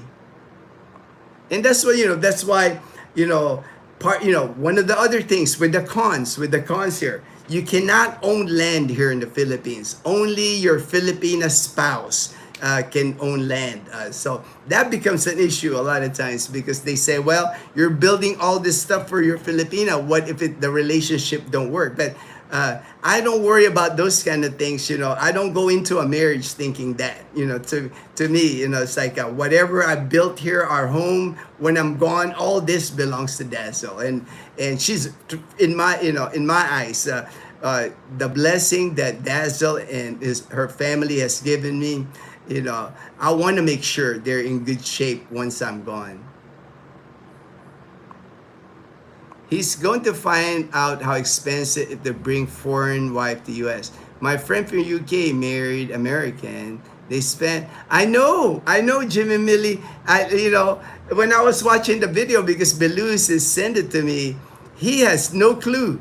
He has no clue, man, because there's a requirement in the US that when you're petitioning somebody, you gotta put a big proof of income that you're going to be able to support that person, and that person's going to be not a liability in America. You're going to sign a document that says if that person decides to divorce you or whatever, 10 years you're liable for that person for anything that happens to them in the US. So you're going to be supporting that person for the next 10 years, and the kid too. If that girl decides to divorce you in the US, you're going to be paying alimony, child support for at least 10 years, or at least when the kid turns 18. He doesn't know what he's getting himself into. Good to see you. Love your birthday party. Thank you, man of many thoughts. Rob, I'd love to get a Wigo when I retire there, but I've seen how it much in floods there. So seriously considering a fortuner. Again, the location of where you're gonna live. I've never had issues with flood, and I live here in Numancia in a gated community. Calibo, it does flood in Calibo in a really heavy rain, typhoon, but I just avoid it when that happens. There's many places here in the Philippines that floods, but you just have to know before your location where you live. Understand where you're living. And then when it start raining, I don't drive. I don't drive when it start raining, man. Your relative can mail it via LBC. That would be the safest. Yeah. So if that way we have LBC here. If there's LBC in the United States, that'll be a easy process. Just don't use the U.S. Postal Service or the Philippine Postal Service. Hey Gino, what bank would you recommend for retirees who has a bank in the U.S.? We have, you're perfect. That's the best bank. What I've learned is the Federal Credit Union, specifically Navy Federal for military vets, it's the best bank. They're more lenient that you're away from the United States. It makes sense, right? Because Navy, if you're in the Navy, you're always away from the United States. So The stricter banks are your banks in the U.S., your Bank of America, Wells Fargo, those banks, because they want you to be present in the United States. But credit unions, especially Navy Federal Credit, you're fine because for the most time, if you were in the Navy for 20 years, Air Force 20 years, most of the time you're not even in the U.S. So they're used to that. They're not strict at all when it comes to that. I've never had any issues. I've been collecting a military pension now for 23 years. It goes to my bank in the United States. 23 years I've been collecting a military pension. Never had an issue. That's the only reason I have a U.S. bank is because of my military pension. My American military pension cannot go to a Philippine bank. If it can go to a Philippine bank, I'm all good. I would not have any more contact with banks in the U.S. But my military pension, it cannot go to a my Social Security when it's time. I can get it deposited here in the Philippines, so that's not an issue. And I have friends here that started their Social Security here in the Philippines, American Social Security, and their Social Security check goes to a Philippine bank. Not an issue. It's just that military pension. That's the only reason I have a bank account in the U.S. What size is Bumblebee? 125cc, correct. It's a Yamaha Mio I 125cc. Thanks for all the helpful info. Oh, you're welcome, Ali. And keep it coming. Keep asking me, man, about the Philippines. I got a lot to share. My experiences here, like I said, I've been 15 years here, retired in the Philippines. Before that, I lived in America for over 30 years. So I got a good perspective. I got a good understanding of what Americans are looking for when they come here. I have a good understanding of the Filipino culture here. I think that's why I think people approach me. They feel comfortable about approaching me and guiding them to the process. Affidavit of support, right, Derek? See, Derek knows about the affidavit of support, man. You sign that document in the U.S., you're liable for that Filipina and that kid for at least 10 years. If that Filipina decides to divorce you in the U.S., you're going to be paying alimony and child support to that Filipina. Okay, continuing. Okay, I'll get this one more comment because I don't want to get too beyond. Jimmy Millie, yep, and green card took a couple of years, couldn't work, and see, that's the thing, right? That and I know if you're bringing in a family, a wife and a kid to the U.S., just getting established again, it's not cheap. It's not cheap to do that. I have Navy Federal. That's the best bank. That's, to me, for military. If you can sign up for Navy Federal, it's the best bank because you can even buy a brand new car here in the Philippines. Navy Federal will finance it from America. How amazing is that, man? It's like they're the only bank that does that. No bank in America will finance a car here in the Philippines because how will they repossess it? How would they repossess it? But Navy Federal Credit Union, they will finance your brand new vehicle here. If I want to buy a Toyota Rush, and I wanted to finance it through Navy Federal Credit Union, they would do that. Worked well, Brian. Air Force has Pentagon Red. I never heard of that Pentagon Red, man. That must be new, Derek, but I've never heard of that one. Scuba Steve just bought a Wigo when he came to visit me and Michael C., who also had, I know, Michael C., I remember when he bought his Wigo. I know, I love our Wigo, man. 3-cylinder, amazing on the gas mileage with all this increase in oil prices, man. Don't drive I know, right? It's like when it starts raining, I don't drive because here in the province, man, when it starts raining, there's a lot more accidents because those vans, those public transport vans and those buses, the Ceres buses, they don't slow down even on wet roads or even on flooded roads. They don't slow down. So the minute it starts downpouring here, I'm staying home, man. I don't drive through the floods. If you're a veteran, most of us, military banks, Navy Federal, USA, sends your credit card, debit card, will send to you free or just, yeah, thank you for that, Daniel, because I think Daniel just requested just for 10 $10 to $20, they'll send you your new card. Thanks, Gino. Greatly appreciate it. We would love to visit. Oh, perfect, man. Come see us, man. Dazzle and I are always good with meetups. We meet people all the time. Happy to do it. Probably in a year or two. All right, all right. Rice and beans, beans and rice. Or USA in Pinas? No, there is no branch here of Navy Federal or USA in the Philippines. You would have to apply, get that all squared away in the US. I do not know of a branch here with Navy Federal or USAA. But again, Navy Federal, they will finance your car here, in a brand new car here in the Philippines from abroad. You know, it's like, I think what they do is they send a check to the dealership and you drive off with a vehicle. Just to confirm, U.S. bank account is required for a military retirement. Correct. 100% correct, Juan.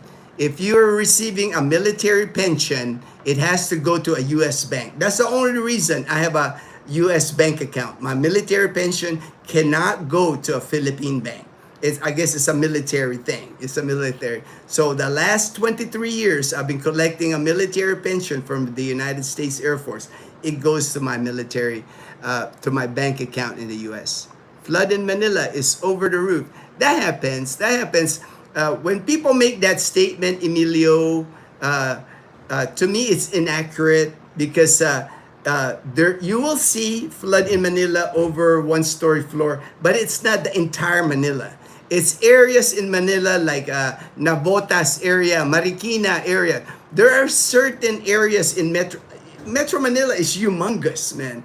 There's just certain areas in Metro Manila that are flood prone. It doesn't take much. Even when I was living in Manila in the 70s, I would go to school and it could rain for 1 hour, 2 hours in España, right across Santo Tomas University. That would flood waist high, sometimes head high. It would flood in those areas. But to me, it's the same anywhere in the Philippines. If you get a massive amount of rainfall in a 2 to 3 hour period, there's going to be areas all over the Philippines that will flood. Heck, Baguio City floods. There's areas in Baguio City up in the mountains that if it rains, it will get flooded. Again, a lot of it is because of poor drainage, poor flood control is what that is. But sometimes people think, when you make a statement like that, Emilio, they think, oh, the whole Manila is flooded. I've never seen the entire Manila flooded. Good AM, Emilio. I got both. Rob. All right. Mom Spaghetti.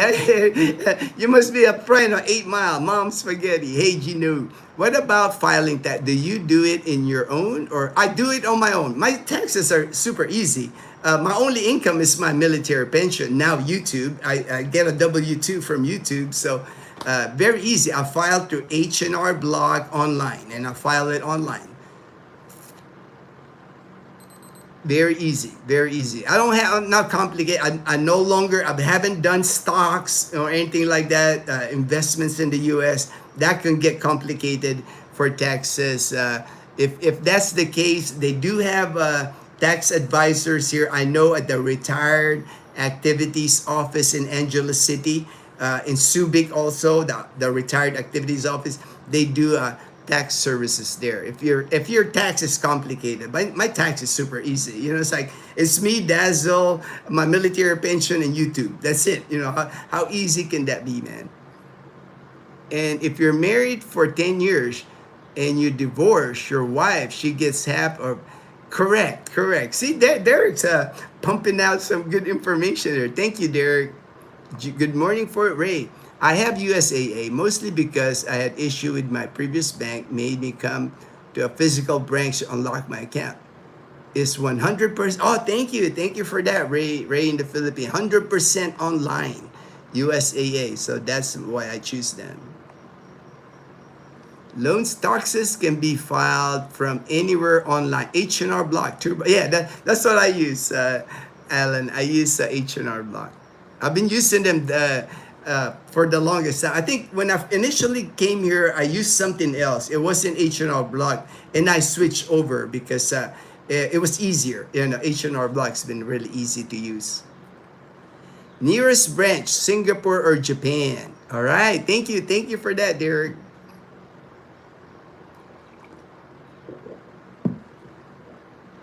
See, right there, Daniel, he's in Cebu City. He's using his Navy Federal Credit Union cards, credit card and debit card, mostly here in the Philippines. He doesn't have a bank account yet in the Philippines. No issues, zero issues the 5 months he's been here. Good morning, sir, from Korea. All right, and I was stationed in Korea. I lived there at Suwon. Suwon. I guess now it's Suwon City. Back in the day, it wasn't a city when I lived there. Back in 87, 88. Good morning from Korea. Metro Manila is composed 16 cities and one town, Pateros. And make sure you have joint owner on your Navy Federal. If you die, your wife won't have access. Good info there. Good info there, Derek. I use Cash App to file my income taxes here in the U.S.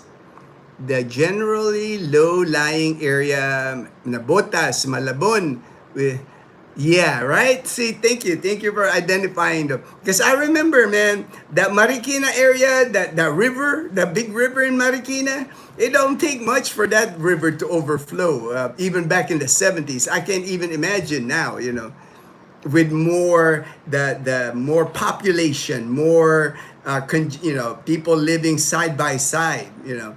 There's nowhere for the water to go. You know, they eliminated a lot of tree area before. You know, subdivisions now, more homes built up. Sorry for all the questions. No worries. I'm so getting no worries. Man. Happy to answer. Happy to answer. Last one. Have you ever used Wise? No, I don't use Wise because I'm here in the Philippines. I don't know if I can even apply, and I don't have any need. But I know people, I know a few friends of mine. I know Frederick's real happy with Wise. He even connected it with his GCash. So he just funnels money from his bank account US to Wise to like his GCash account. Yeah, it's not a problem here. Establish all those accounts while you're in the US before you come here. Wise account. I recommend at least 2 banks. Establish 2 bank accounts in the US. That way, if something happens with your bank account, establish like an account with like Remitly or the money sending companies. Make sure you have many ways to get your money once you're away from the United States. Is what I'm saying. ATMs, bring your ATMs, bring your credit cards in the US. Like Daniel is saying, you can use them here because that would be not good if you can't access your money that's in the U.S. Depositing a check. Yeah, I deposit a check all the time. And bring a checkbook, a check. Once you establish a dollar account here in the Philippines, like me, I have a dollar account with the Philippine National Bank. I have a dollar account with also Banco de Oro. All I do is I write a check. Deposit a check. Takes 30 days to clear. Costs me about $4 or $5. They do charge you for depositing. That's pretty weird how, because it's international and all that. But once the check clears, I can access dollars here in the Philippines. I can withdraw dollars at a Philippine, and I've done it before. When Dazzle and I traveled to Singapore, I withdraw dollars in a Philippine bank, my Philippine National Bank dollar account. Because when you travel, you want cash. And pesos ain't gonna help you. When you travel to Singapore, Hong Kong, Japan, you want dollars in your pocket. Easier to spend. Thank you for answering my... Oh, no worries, Mom Spaghetti. Happy to answer them. Our secondary checking account stateside, a necessary backup. I don't know what a secondary... but I do. It's a good backup for me because... my bank account in the US, I have checks, hard checks, and I can write a check here and deposit it here at Philippine National Bank or Banco de Oro. But that's once you open a dollar account here in the Philippines. That's a step. That's another step. Daniel won't have a problem because he has SRVs, have a retirement visa. When you're on a tourist visa in the Philippines, it just depends on the bank. Some banks won't let you open. Some banks will allow you to open. Here in Calibo, more my expat friends here in Calibo, they've had good success with RCBC. That's Fortune's bank. That's Fortune's bank. Man. Fortune is a banker here in Makati area. He works for RCBC. But depending on the bank, it's weird how that goes. So like, it could be the same. It could be Banco de Oro in Iloilo City doesn't let you open an account, but you can go to Calibo Banco de Oro because the banks here in the Philippines. That's another thing is you have to designate your branch. Your ATM, like my Banco de Oro, will work all over the Philippines, but I have a branch. My branch is in Calibo. So for big transactions, for dollar accounts, that is where I would have to go, the Banco de Oro. It's not like in the US, like where Bank of America, Wells Fargo. It's all across the US. You can use, you can. They each of the bank, like now, with Dazzle and I, we even have passbooks. They do passbooks here. Like we have savings account. Dazzle has their own. I have my own savings account. A passbook where it has no connection online. It's just a passbook. I have to show my passbook or my ID every time I make a deposit or withdrawal. Because we're careful that way because, with all the digital stuff going on, sometimes, I worry about online security. So we kind of went back old school with the passbooks. Outstanding information, Fortune, Derek, and Daniel. All right, from Ronald, Country Boy. All right, Louis. Very good info all around, Gino. Thank you. All right, thank you so much for joining the live stream. 9:45 here, Jim Milley. All right, go ahead, go to sleep, man. Princess Dazzle is still sleeping. Thanks for the plug. RCBC, I know, right? Fortune, man, RCBC, man, here in Calibo, outstanding. But I am not in the branch. My job. Hey, I know. You're the banker. You're one of the executives. Fortune's one of the executives. Also, Navy Federal account app. You have to set your travel plans to the Philippines. Oh, thank you for that information, Derek. I did not know that, man. Philippine banks, even though they are the same name, is not networker to work together. You would have to pay an off-brand get money even though the same. I know that I had to learn that the hard way. Bond. That there's certain transactions that you can only do at your branch. There are all good info. There's so many things banks do different. Yeah. So many. Even I still learn. Like I did not know. Like Fortune explained to me like BDO, Banco de Oro, and then there's BDO Network. I guess BDO Network was bought out by Banco de Oro. I didn't know that. Fortune's the one that's teaching me. That just happened recently. That just happened. I didn't know about the brand until now. Good stuff. All right. Good to know. Yeah, good deal. Dazzle needs her. She stays up late. Dazzle always stays up late. Her and mom always watching Korean drama. Best to open Schwab account a year longer before. Yeah, see, those are the kind of things, Schwab, Wise, all that. Make sure you open that plenty of time before you move here to the Philippines. That way, you've got an established account already before you leave America. I'll open a dollar account, U.S. Metro Bank, New York City, okay? You just have to designate which brand in the Philippines you want to do business with. Deposit funds. Oh, thank you for that. I remember Robbie, when Robbie, he lived in Rhode Island before he left America. He opened an account with the Philippine National Bank, a peso account, dollar account when he was in New York. He opened an account before he came here, made his banking transition here a lot easier because once he got to Cebu, he just designated he just told the branch in Cebu that, hey, you're now my branch. Here's my account from PNB in New York. And of course they're happy. Man, which bank is going to turn down your money, your dollars coming into the Philippines?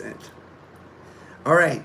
continuing with the cons. All right, since I'm caught up here, I'm already at the 2 hour. I'm just gonna finish some of the cons here.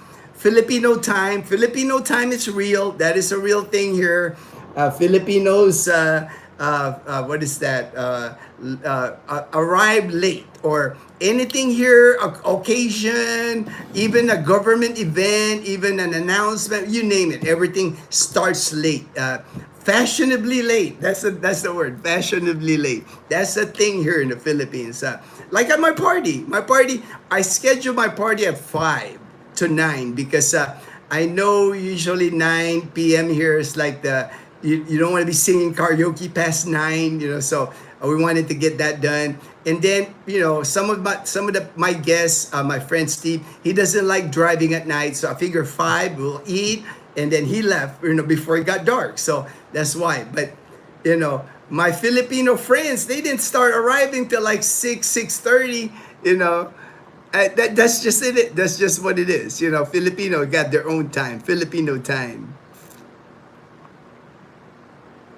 I just sent 5,000 pesos from U.S. bank account to Remitly to my see right there. See, JP's got his system down already. His from his U.S. bank account, he sent it to Remitly going into GCash account. You will learn that once you get here. I think you're gonna find what works for you. Many ways to get your money to your GCash account here or your ATM here. Cool information. Daniel, you have to be careful with account. I have heard of them closing expat account.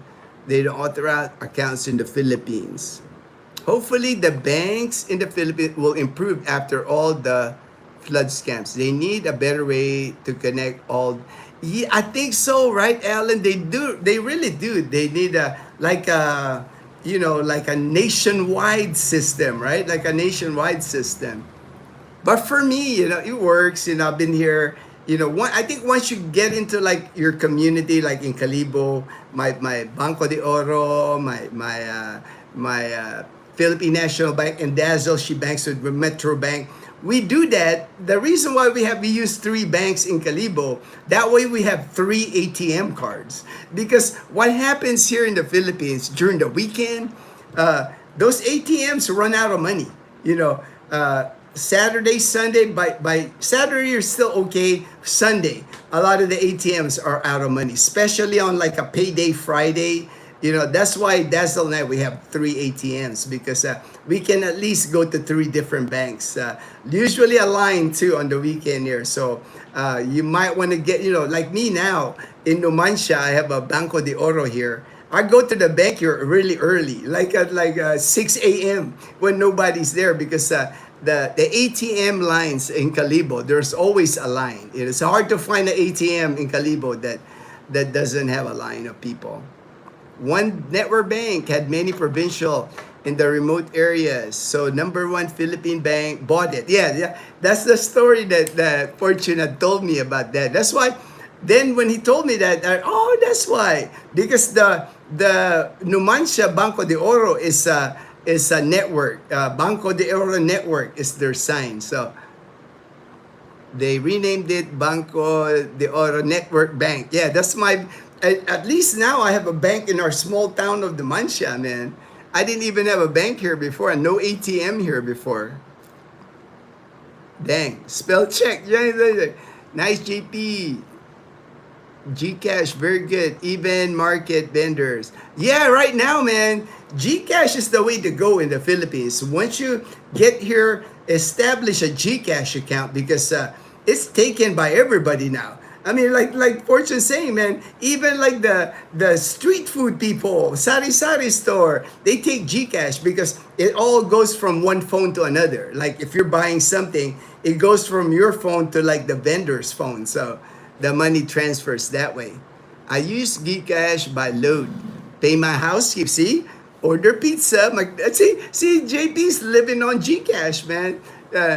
You don't even need to carry like a debit card or a credit card. Everything happens on your phone now here. And there's a reason why GCash is so popular here in the Philippines because there's a lot of Filipinos that don't have a bank account.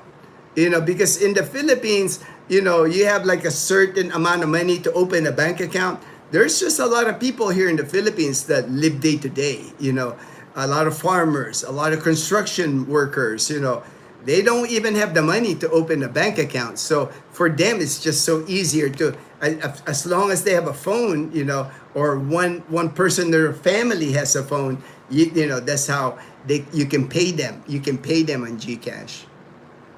Yeah, everything here in the Philippines, especially here in the provinces, still revolves in cash or GCash. Here in the province, if you're gonna use your credit card or even your debit card, a lot of businesses, they're gonna charge you another extra 3%. So keep that in mind. If you're gonna book a hotel here in the province, maybe not in Manila, maybe not in Cebu, but here in the province, that's happened to me where they have to tell me, even the Toyota dealership one time, they told me, because I was just going to use my debit card, not even credit, debit.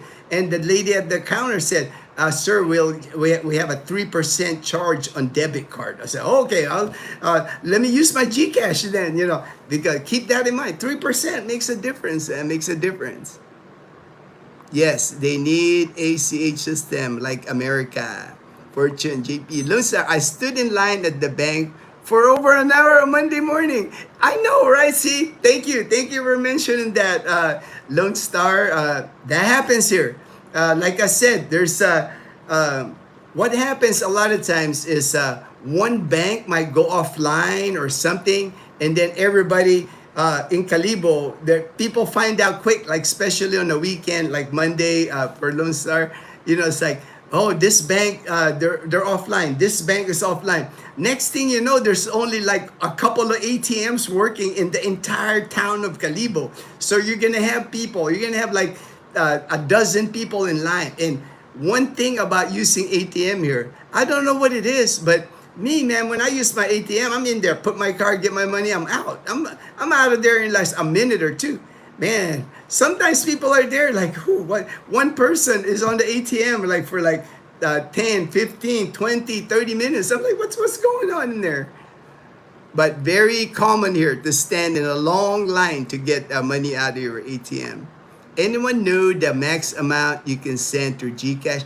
I do know they have a limit. I know Mom Spaghetti, depending on your account. If it's like, if you're a new account with GCash, or I think they're verified account, whatever. But I don't know the specific. I don't know the specific limits. But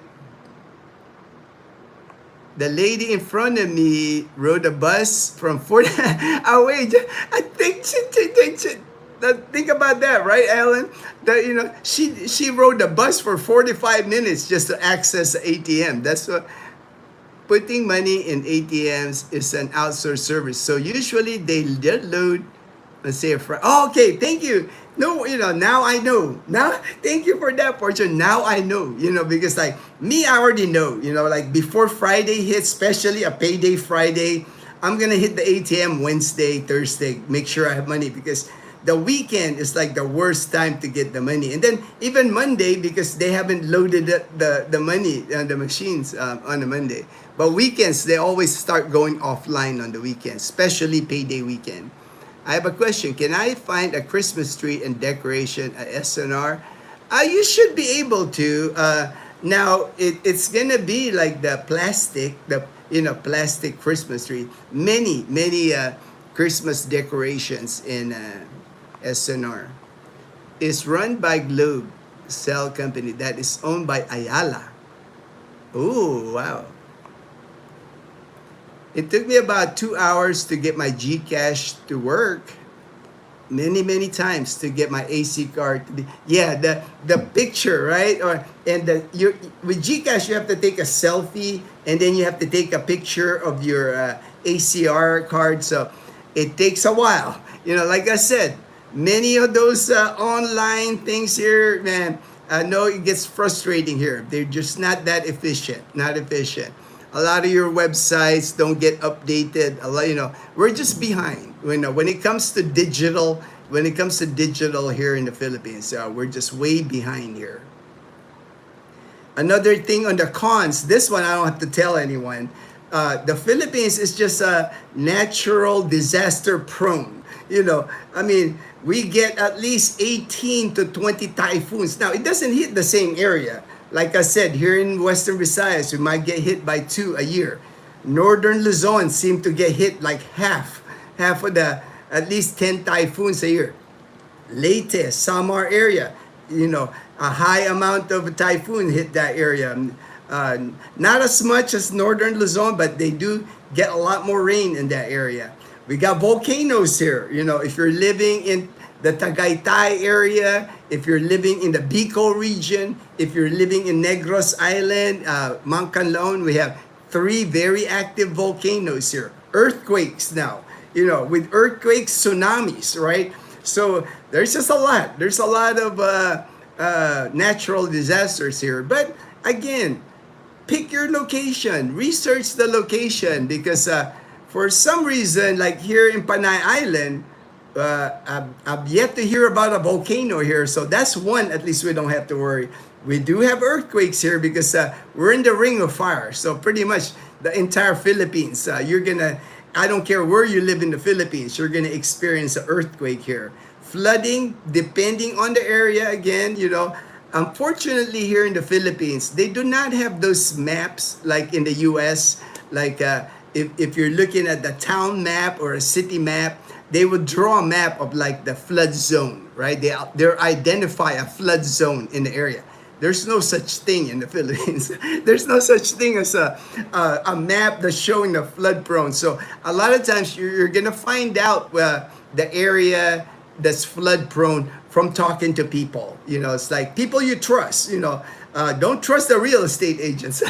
Don't start the real estate agents. Of course, they're gonna try to sell you whatever land or whatever home, but find out from people like me. I've been living here at Camilla Aklan for 10 years. It's never flooded here at Camilla Aklan. So I know, I can vouch for it. We've never been flooded inside here about Camilla Aklan.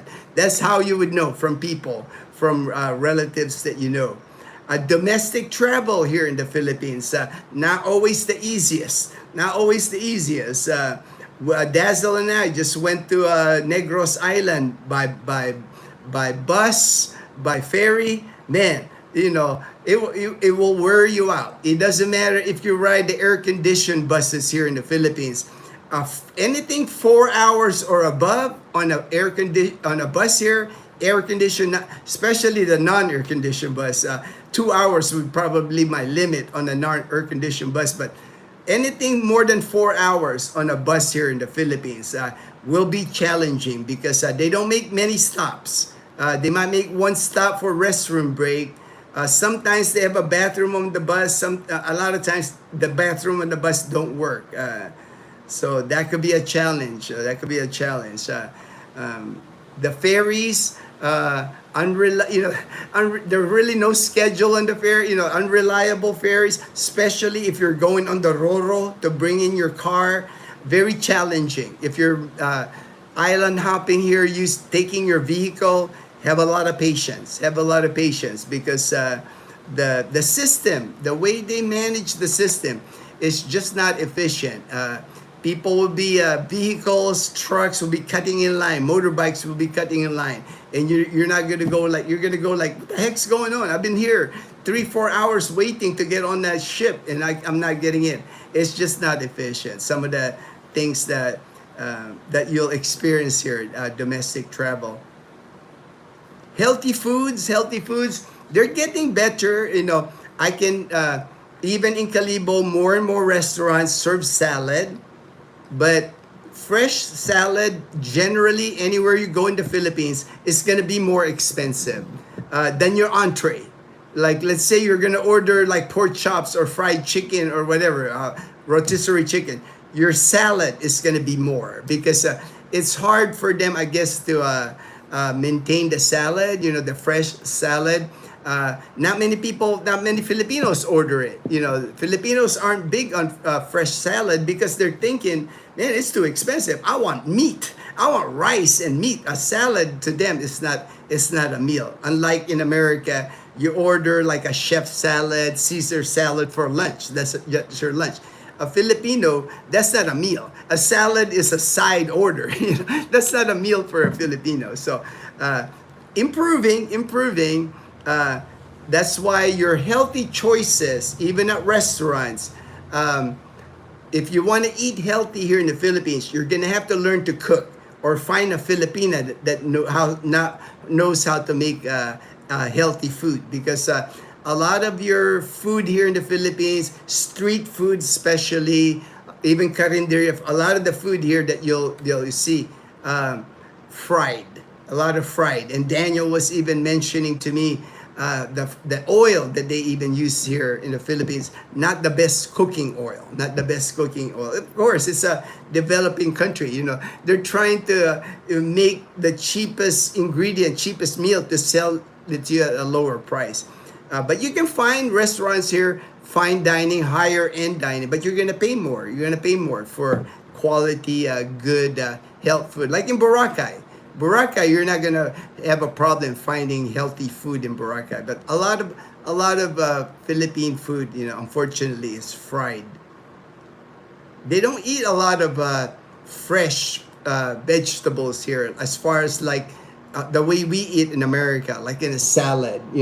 A lot of vegetables here. There are plenty of vegetables here, healthy vegetables, but Filipinos cook their vegetables. Most of your pinakbet, mongo dish, kalabasa, all the Filipino dishes, vegetable dishes, they cook it. It's not into raw vegetables, not as much as Americans. Roosters and dogs. I don't think I have to mention that. There's roosters. If you live in the province, chances are you're gonna run into a rooster. Boss rooster on my morning walk. I always see the boss rooster and his clan here. And we live in a gated community, and I still see the boss rooster and his harem of hens. Dogs. A lot of stray dogs. If you're a dog lover, it's hard, for Dazzle and I. Oftentimes, it's difficult if you're a dog lover. We carry like Ziploc bags of dog food when we go to Calibo. Very often, we'll see dogs, just stray dogs in bad shape. So even at Pastrana Park, anywhere. About the only place you probably won't see stray dogs, maybe BGC, maybe Makati area, because it's like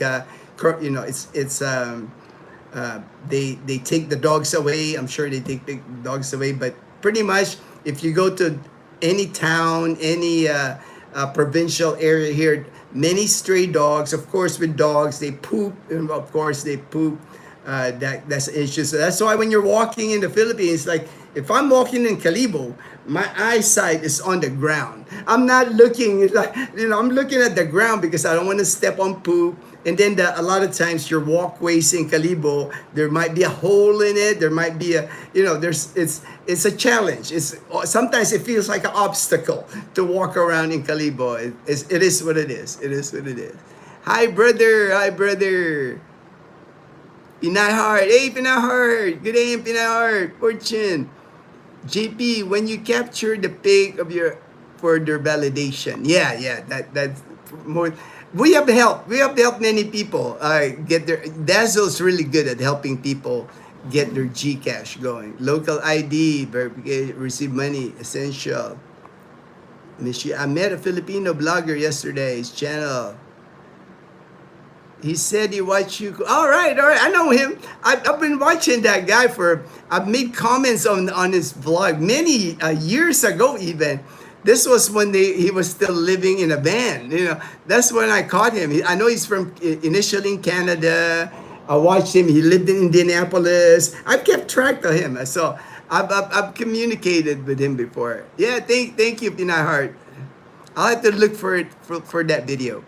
Tip for first timer: if you're bringing cash from US, make sure they're not. Yes, thank you for that tip. Make sure it's like, don't put any staple holes in the money, no writing in the money of any kind. It has to be crisp $100 bills. If it's $50, $20, you're gonna get a lower exchange rate. It's the $100 bills, brand new. Yeah, They won't accept it. They won't accept. I had one bill. A friend of mine had got given me the bill. It was cut off. There's a small corner was like cut off. I couldn't use it here. So my friend Joel brought it back to the U.S. for me and got it, exchanged it for me. So the picture. All right. Apple Pay is now available in the Philippines. All right, all right. I did not know that. Thank you, Ellen. If not SNR, surely SM has. Yes, Kuya Fortune, that was yesterday. We camped this place.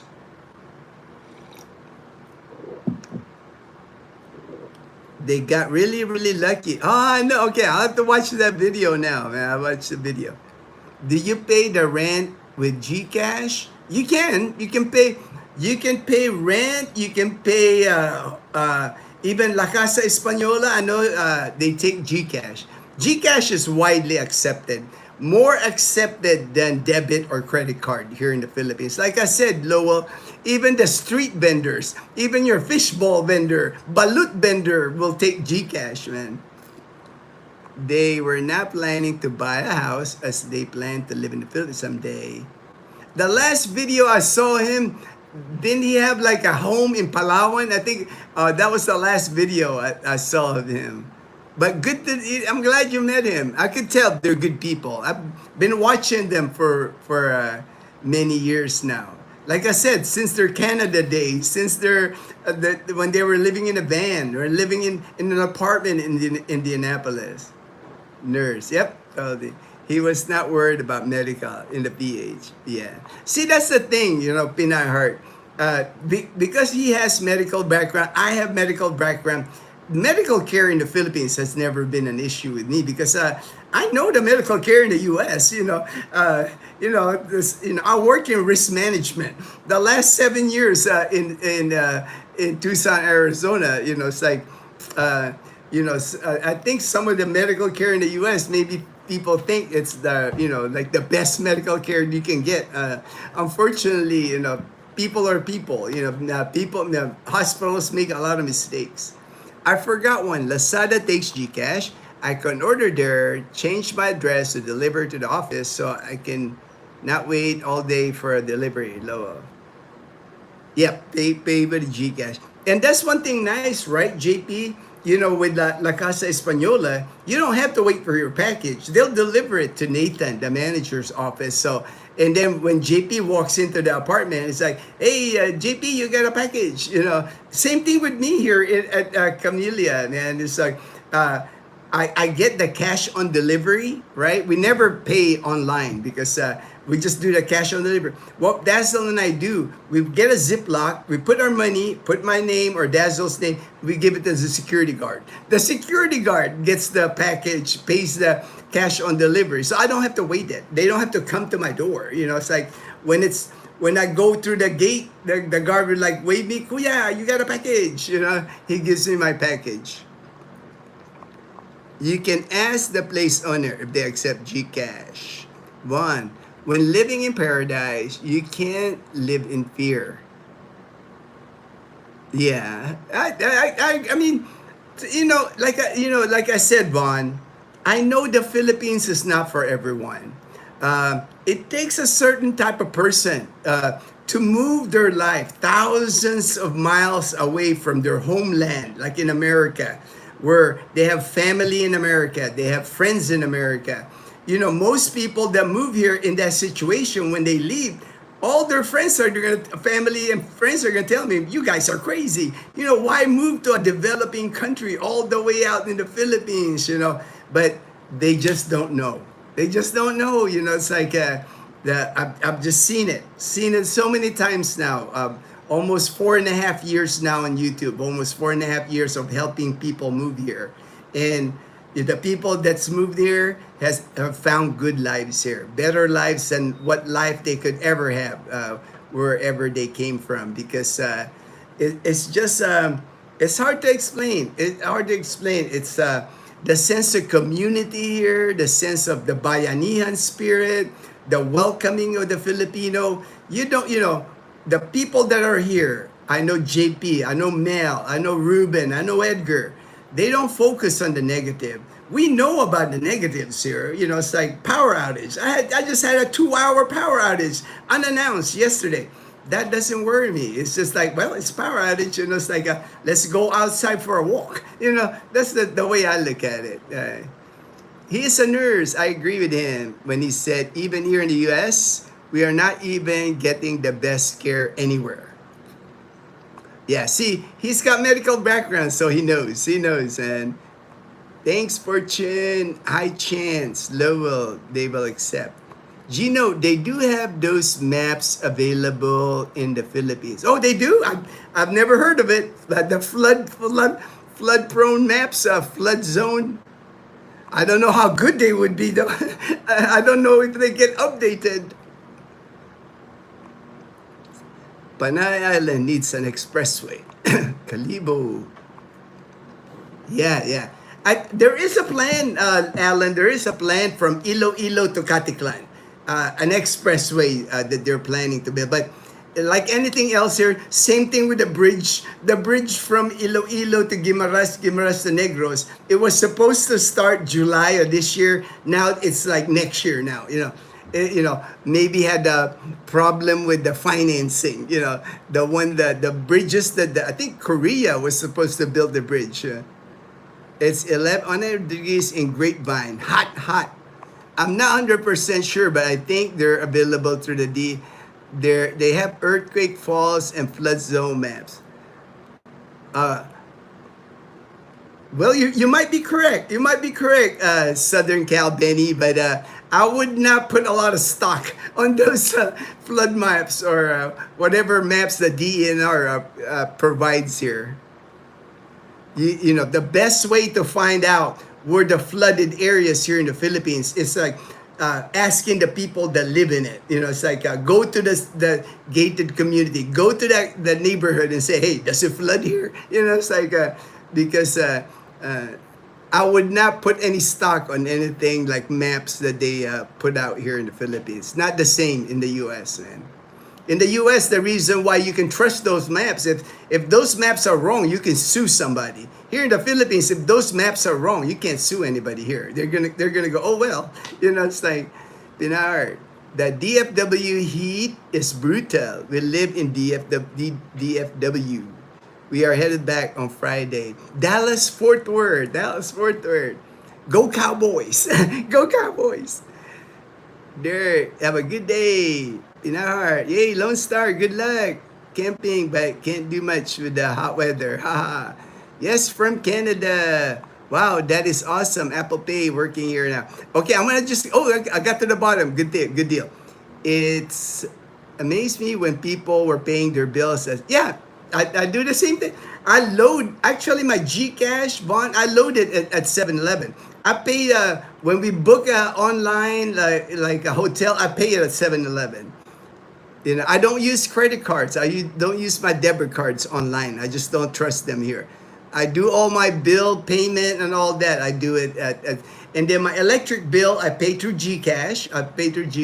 What else? My cable bill, I pay through Gcash. So basically, between Gcash and 7-Eleven is how I handle our bills here. We don't have many bills. I have an electricity bill, I have a water bill, and I have an internet bill. That's it. Those are the 3 bills that I have. Just won U.S. settlement for medical malpractice. She went in to have her removed, but the doctor, wow, man. Been using my Navy Federal Credit Union. Like I said, Alan, I worked in I was a risk management department in Carondelet Health Network, 4 hospitals. My last job in America in Tucson, Arizona, and lawsuits, settlements. That was my job for like 7 years when I was in Tucson. So all medical, we had to settle so many things medical, so many things. We rarely went to trial. You never go to trial with any malpractice. You just settle because that's when you get $17 million. It's you wonder, like our lawyers always got us to settle with the patients. Been using their flagship reward visa and just got nearly in cash for the past year using it. Oh, nice, nice. All right, good deal, good deal. All right, I finished that. Uh, the last two cons, of course, noise. Noise is a problem here in the Philippines. Not just karaoke. That's that happens here, but loud noise everywhere. You can even go to like a cafe, that you wouldn't expect, like a sit down cafe with like there's a couple in Calibo where I don't go anymore because of that. It's like when I want to drink coffee in a cafe, I want like soothing music or no music at all. And that one cafe in Calibo, I don't film it, I don't go there anymore. I go in there to have coffee and they got like boom, boom, boom, boom. They got that dance music. I'm like, what the heck is going on? It's like, this is supposed to be, noise. When you're walking around Calibo, right by Gaisano Capital, that song, Gaisano Capital, ongoing. Like from the time they open to the time they close, when you're walking there, that Gaisano song is like loud on a bullhorn almost. Areas when you're shopping in Calibo, it's like, just loud air. There's a lot of noise pollution is what I call it. Part of the thing that you would have to adjust it. I guess people just like noise. It's like even motorbikes here in the Philippines, here in the province anyway, in Aklan province, the muffler on the motorbike, they like add something on it or reconfigure it to make it sound like a Harley. 125cc motor scooter and it sounds like a Harley just to make a noise. And when they accelerate, they go really loud and obnoxious. So, loud noise, you will have to suffer through a lot of loud noise. Take some getting used to because you're like not expecting it a lot of times. And then of course, last thing on the cons, just garbage everywhere. Unfortunately, that's one thing that the Philippines doesn't do a good job. Garbage, mountains of garbage. There's like, and now they're having problems with those landfills full of garbage collapsing. Here in the province, people burn garbage here in the province. Unavoidable, unfortunately. There's people that burn garbage. It's illegal, but they do it. They burn garbage here. There's garbage on the beach. It's hard to find a beach here in the Philippines that doesn't have garbage. Even Boracay, the only reason you see, like when I film Boracay, clean beaches in Boracay, the local government in Boracay, from sunrise to sunset almost, they're cleaning the beach. Any debris that washes in, there's certain days where there's just a big amount of trash washing into Boracay White Beach constantly. The LGU is cleaning the sand, getting all that debris out. But, if it's not Boracay, if it's just like our local beach here in Navitas or even the beach in Calibo, they don't put out that effort in cleaning the beaches. So most of the beaches that you'll see in the Philippines, unfortunately, get a lot of garbage.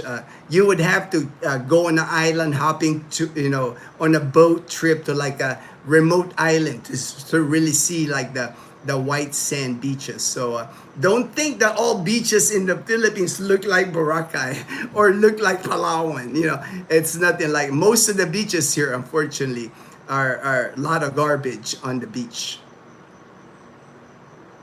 I got some moves. I got the moves like Jagger. All right, thank you, Alan. All right, like this vlog. All right, thank you, Dan. Hey, I went over and above the limit. Sorry about that. Usually I try to keep it in 2 hours, but I wanted to make sure I covered the pros and cons.